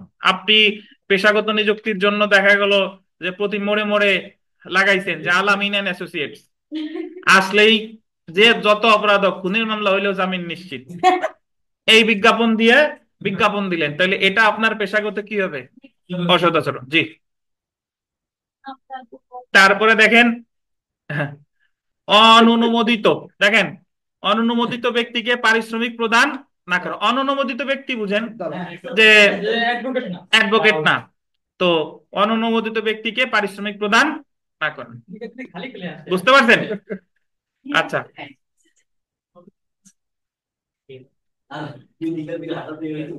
আচ্ছা, এরপরে দেখেন, থামেন, পরীক্ষায় এখান থেকে প্রশ্ন আসে যে একজন অ্যাডভোকেট তানভীর আলম খান, সে মক্কেল সংগ্রহের জন্য আহ, এলাকার বিভিন্ন জায়গায় বিজ্ঞাপন দিছে, তাহলে সে কি পেশাগত অসদাচরণ করেছে কিনা? অবশ্যই কি করেছে। কোন অধ্যায়ে? প্রথম অধ্যায়। জি।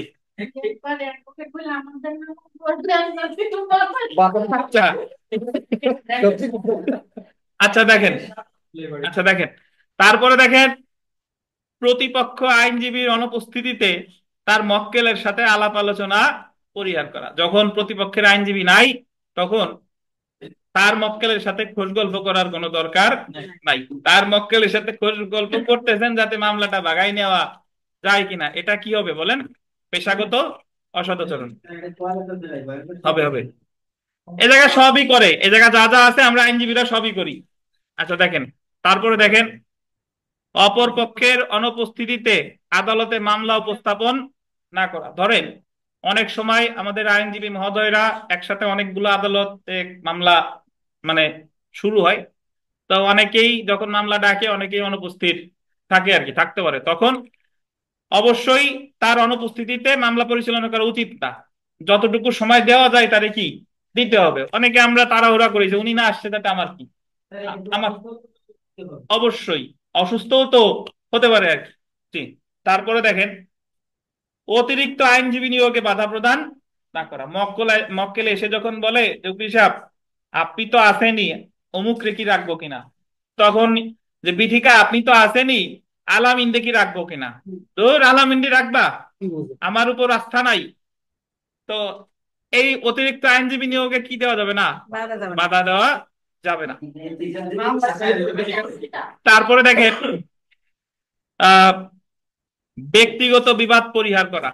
আপনার ব্যক্তিগত কি বিবাদ আছে না না আছে সেটা আপনার ব্যক্তিগত ব্যাপার, কোর্ট কাছারিতে এটা টেনে আনা যাবে না। 8 নাম্বার দেখেন, নীতিমালা অনুযায়ী ফিস বন্টন করা। নীতিমালা অনুযায়ী জুনিয়র সিনিয়র আইনজীবী আপনারা যখন মক্কেলের কাজ শুরু করছিলেন যে নীতিমালা ছিল সেই নীতিমালা অনুযায়ী ফিস বন্টন করতে হবে। সিনিয়র মাঝে মধ্যে টাকা নিয়ে যায়, জুনিয়র 1 টাকাও দেয় না, এরকম হলে হবে না। তারপরে আমরা চলে আসি, যার সাথে যার মেলে সে সেটা হাসি দেয় কিছুক্ষণ পরে, ঠিক আছে? দেখেন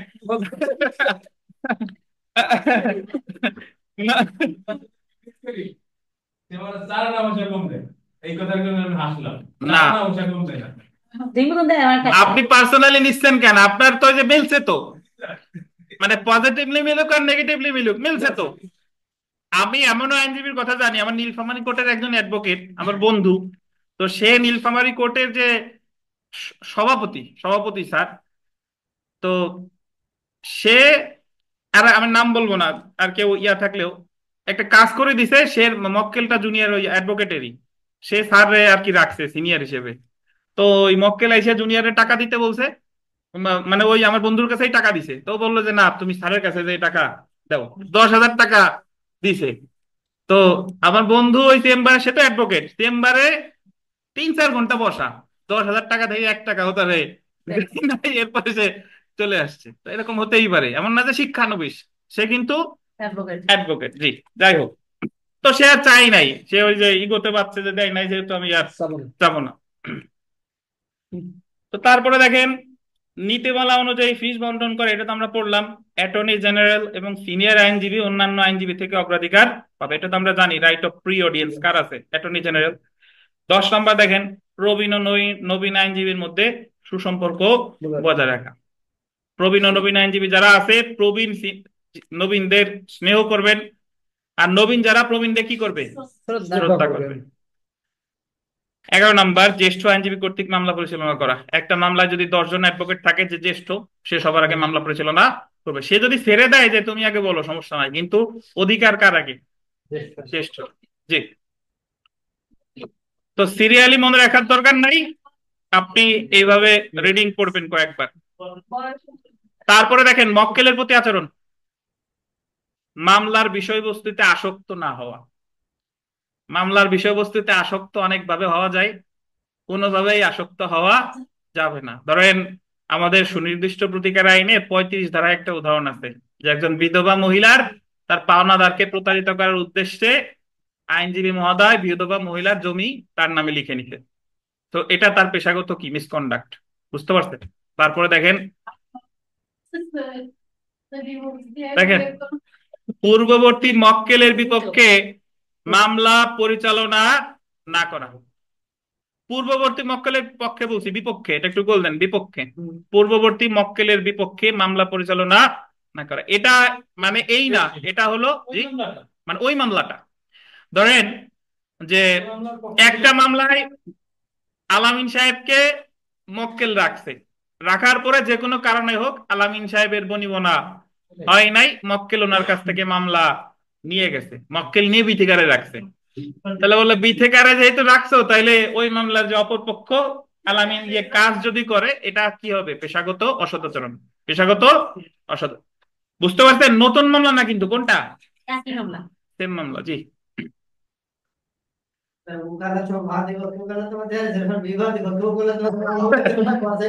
আচ্ছা, 3 নাম্বার দেখেন। আচ্ছা দেখেন, প্রতিপক্ষের সাথে কোনো সম্পর্ক থাকলে সেই স্বার্থ প্রকাশ করা।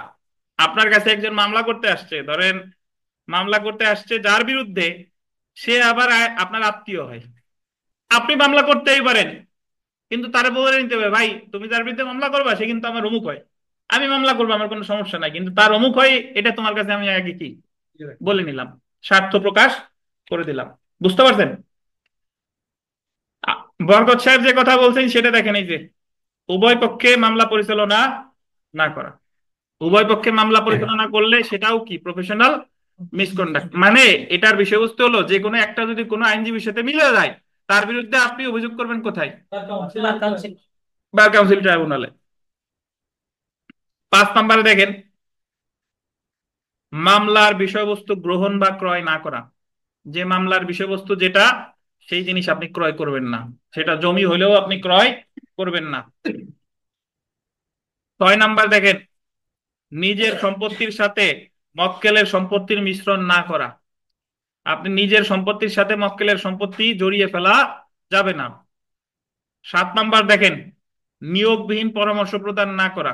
এটা একটু গুরুত্বপূর্ণ। দেখেন, নিয়োগবিহীন পরামর্শ প্রদান না করা, এটা একটু ব্যাখ্যা দিই। এটা ব্যাখ্যাটা হলো এমন না যে তানভীর আমার কাছে পরামর্শ নিতে আসছে, আমি পরামর্শ দিতে পারবো না, বিষয়টা তা না। বিষয়টা হলো, ধরেন আদালতে দুইজনের লড়াই হচ্ছে, এক পক্ষে বাদন সাহেব, এক পক্ষে আলামিন সাহেব। এর মধ্যে ওই মামলার একটা পয়েন্ট নিয়ে বিথিকা দাঁড়ায় কথা বলতেছে আলামিনের বিপক্ষে, আলামিনের বিপক্ষে, কিন্তু বিথিকা তো এই মামলার কোনো পক্ষ না। সে কি কোনো পক্ষ কর্তৃক নিয়োগ প্রাপ্ত হয়েছে? না। এই ধরনের মানে পরামর্শ প্রদান করা যাবে না। বুঝছেন? তারপরে দেখেন, এগুলো সাংঘর্ষিক হয়ে গেল না?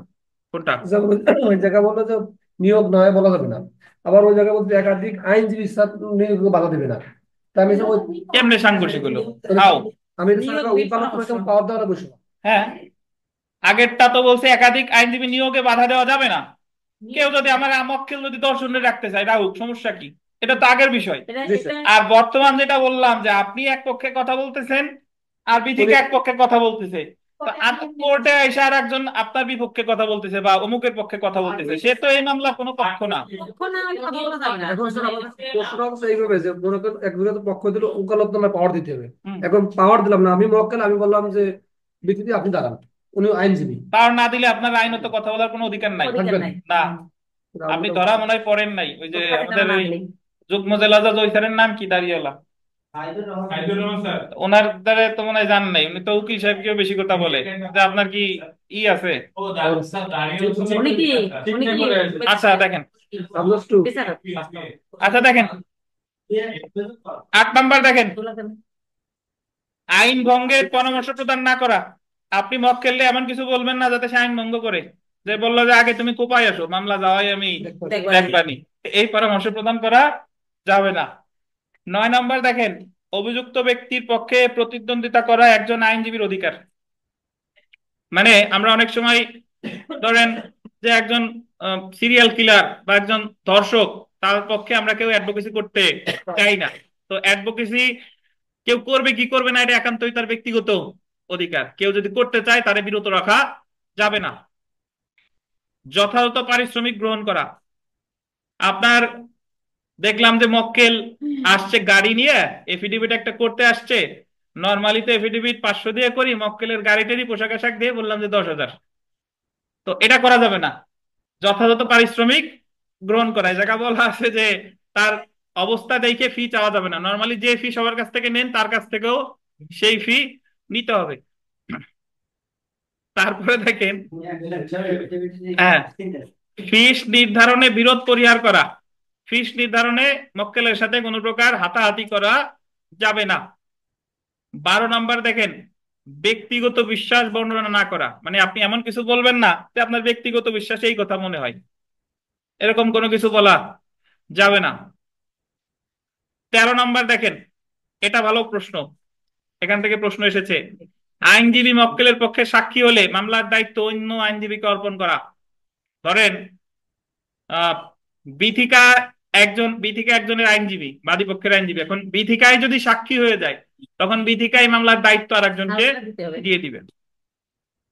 14 নাম্বার, বিশেষ দিনে মামলা পরিচালনার জন্য বাধ্য না করা।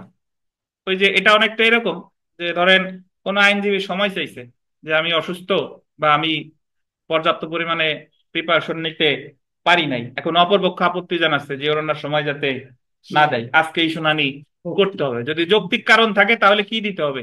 ছাড় দেওয়া উচিত। অধ্যায় 3-এ আসেন, আদালতের প্রতি দায়িত্ববোধ। আদালতে ভদ্রতার সঙ্গে উপস্থিত হওয়া। এমন কোনো ভাবে উপস্থিত হওয়া যাবে না, পোশাক আশাক মোটামুটি যা আছে পরিপাটি হয়ে যেতে হবে ভদ্রতার সাথে। ধরেন আপনি মোটামুটি রিংটোন একটা সেট করছেন, ধুম মাচালে একেবারে জোর বাজা শুরু হয়েছে, অস্থির অবস্থা।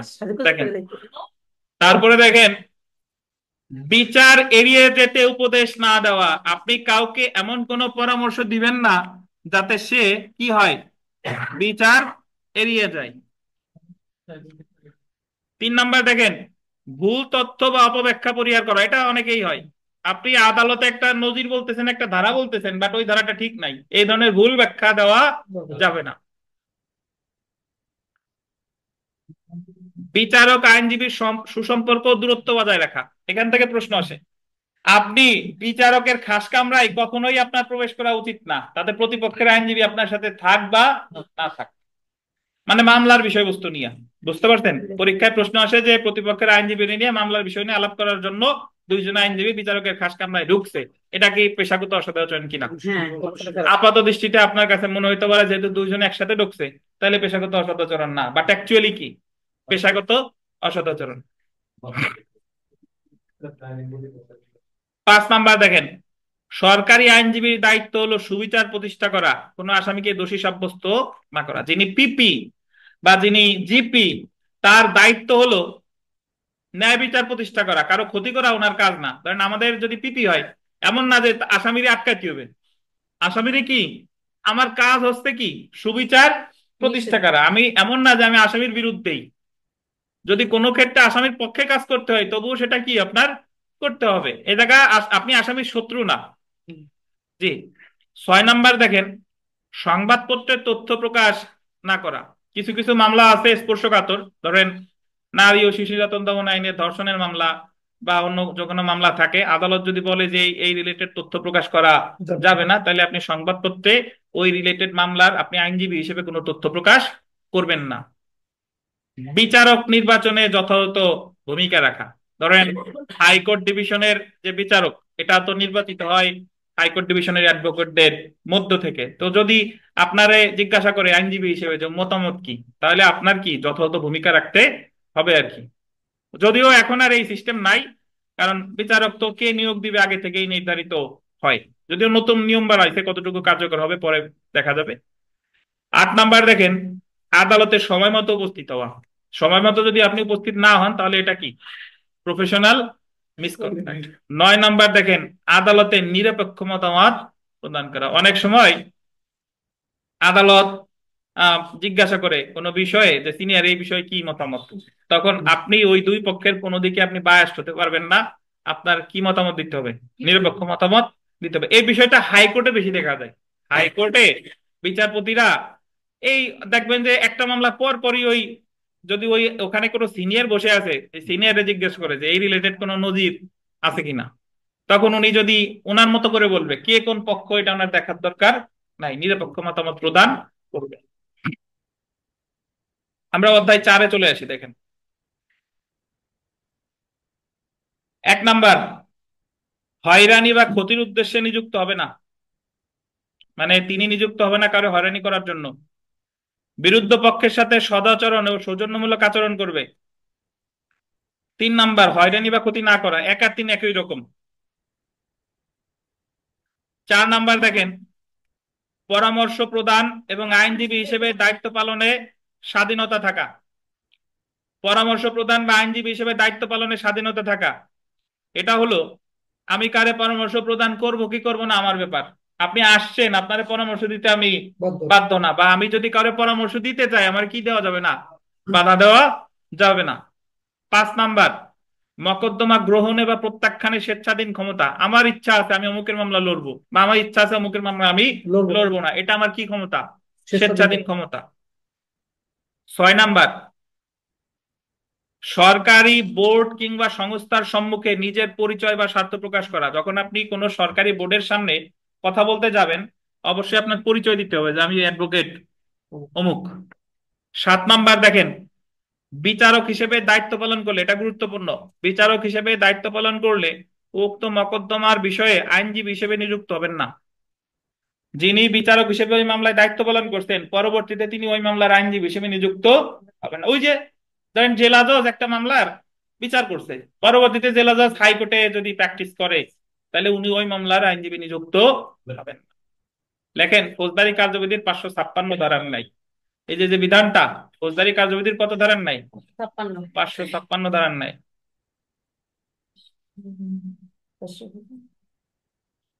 সবচেয়ে বেশি যেটা আমাদের সাদৃশ্য আছে সেটা হলো 8 নাম্বার, দেখেন মেলে সবার সাথে। ব্যবসা চাকরি। ব্যবসা চাকুরি বা অন্য পেশার সঙ্গে জড়িত হওয়া নিষিদ্ধ। আপনি ব্যবসা, তারপরে ঠিকাদারি বা অন্যান্য যা যা আছে, চাকরি টাকরি যা যা আছে, এগুলা করলে আপনার কি হবে? পেশাগত অসদাচরণ। এটা হচ্ছে 8 নাম্বার। ব্যবসাও করা যাবে না। তো এই হচ্ছে আপনার canons of professional conduct and etiquette related 4টা অধ্যায়। আমাদের এখনো শেষ হয় নাই, আর একটু 2-3 মিনিট ব্যয় করতে হবে ভাই। এই জায়গায় আমাদের আইন পাঠের বইয়ের শেষ 2টা পেজ আছে, এটা একটু দেখেন। এই 2টা পেজ একটু দেখবো। গুরুত্বপূর্ণ তথ্যগুলো আয়ত্ত করুন, চ্যাপ্টার চেকলিস্ট পাইছেন? এই 2 পেজ একটু পড়বো কষ্ট করে, আর একটু ধৈর্য ধারণ করেন, অনেকক্ষণ তো ধৈর্য ধরে আছেন। যে দ্য বাংলাদেশ লিগাল প্র্যাকটিশনার এর বার কাউন্সিল, এই রাষ্ট্রপতি কত নং আদেশ? 43। তারপর দেখেন অনুচ্ছেদ আছে কয়টা? 46টা। বিধি আছে কয়টা? তারপরে ক্যাননস অফ প্রফেশনাল কন্ডাক্ট এন্ড এটিকেটে অধ্যায় আছে কয়টা? এগুলো সব আমরা জানি না? জানি। বার সমিতি কয়টা? 2টা। বার কাউন্সিলের নির্বাচিত সদস্যদের পদের মেয়াদ কত? 3 বছর। সদস্যদের পদের মেয়াদ শুরু হয় কবে থেকে? 1 জুলাই। সব জানি, কিন্তু বার কাউন্সিলের মোট সদস্য কয়জন? 15 জন। বার কাউন্সিলের নির্বাচিত সদস্য কয়জন? 14 জন। সাধারণ আসন থেকে 7 জন, আর গ্রুপ ভিত্তিক থেকে কয়জন? 7 জন। পদাধিকার বলে বার কাউন্সিলের সদস্য কয়জন? কে বলেন তো? এই তো সব পারেন আপনারা। কোন অ্যাডভোকেট পর পর দেখেন জ্ঞান, এমনি বাম সাইড দেখেন, ডান সাইড দেখেন না। পর পর বা ধারাবাহিক ভাবে কাউন্সিলর সদস্য পদ গ্রহণ করবে না কয়বার? 2বার। এটা পারেন। বার কাউন্সিলর সভাপতিকে, সহসভাপতিকে 14 জন থেকে একজন নির্বাচিত। সচিবের পদের মেয়াদ কত? সরকার নির্ধারণ করে। স্থায়ী কমিটি কয়টা? 3টা। নির্বাহী কমিটির সদস্য কয়জন? 5 জন। আর্থিক কমিটি কয়জন? 5 জন। আইন শিক্ষা কয়জন? 9 জন। এই তো সব পারেন, দেখতেছেন নাকি? আচ্ছা, তারপরে দেখেন আহ আইন শিক্ষা কমিটিতে মনোনীত সদস্য 4 জন। বিশ্ববিদ্যালয়ের টিচার থাকবে অ্যাটলিস্ট কয়জন? 2 জন। নিবন্ধন কমিটি কত সালে হয়? 2012। সচিব আর নিবন্ধন কমিটি দুইটাই 2012। নিবন্ধন কমিটির সদস্য কয়জন? 5 জন। আপিল বিভাগের বিচারপতি কয়জন? 1 জন। হাইকোর্ট বিভাগের বিচারপতি কয়জন? 2 জন। নিবন্ধন কমিটির নির্বাচিত সদস্য কয়জন? 1 জন। আচ্ছা, নিবন্ধন কমিটির মনোনীত সদস্য হলো অ্যাটর্নি, সরি, নিবন্ধন কমিটিতে মনোনীত সদস্য তাইলে হচ্ছে কয়জন? 4 জন। 4 জন, আর 1 জন হলো নির্বাচিত। ঠিক আছে, জি। ওই যে 4 জন নির্বাচিত ছাড়া সবগুলোই তো মনোনীত। ওই তো উনারেও মনোনীত করছে, দেখেন। আচ্ছা, হাইকোর্ট বিভাগে অন্তর্ভুক্ত হওয়ার জন্য আইন চেষ্টা করতে হয় কতদিন? 2 বছর। অ্যাডভোকেট হওয়ার ন্যূনতম বয়স কত বছর? সরকারি চাকরি হতে অবক্ষয়জনিত কারণে বরখাস্ত হলে কত বছর? 2 বছর। আর ফৌজদারি অপরাধে দণ্ডিত হইলে 5 বছর। ট্রাইব্যুনাল গঠন করতে পারে কয়টা? 1 বা একাধিক। ট্রাইব্যুনালের মোট সদস্য কয়জন? মোট সদস্য 3 জন। তারপরে আপনার ট্রাইব্যুনালের মানে নির্বাচিত সদস্য কয়জন? 2 জন। ট্রাইব্যুনাল বার কাউন্সিলের অ্যাডভোকেট রোল থেকে নেবে কয়জন রে? 1 জন রে। তারপর বার কাউন্সিল রায়ের বিরুদ্ধে আপিল করার মেয়াদ কতদিন? রিভিউ কয়দিন? 90 দিন। মিথ্যা অভিযোগ করলে ক্ষতিপূরণ কত? 500 টাকা। অ্যাডভোকেটের বিরুদ্ধে অভিযোগ গঠনের ফি কত? 1000। বার অ্যাসোসিয়েশন পরিবর্তনের জন্য ফিস কত? 1000। এই একটু লিখতে হবে। বার সমিতিতে যোগদানের আবেদন খারিজ হলে আপিল করার মেয়াদ লিখতে হবে। আছে বিধি, লেখেন বিধি 66-3, আপিল হবে বার কাউন্সিলে। বার সমিতিতে যোগদানের আবেদন খারিজ হলে আপিল করার মেয়াদ 2 মাস। আপিল হবে বার কাউন্সিলে কত মাসের মধ্যে? 2 মাসের মধ্যে। আমি একটু ব্যাখ্যা দিই, শুনেন সবাই, একটু মাথা ঠান্ডা রাখেন, আর 1 মিনিট।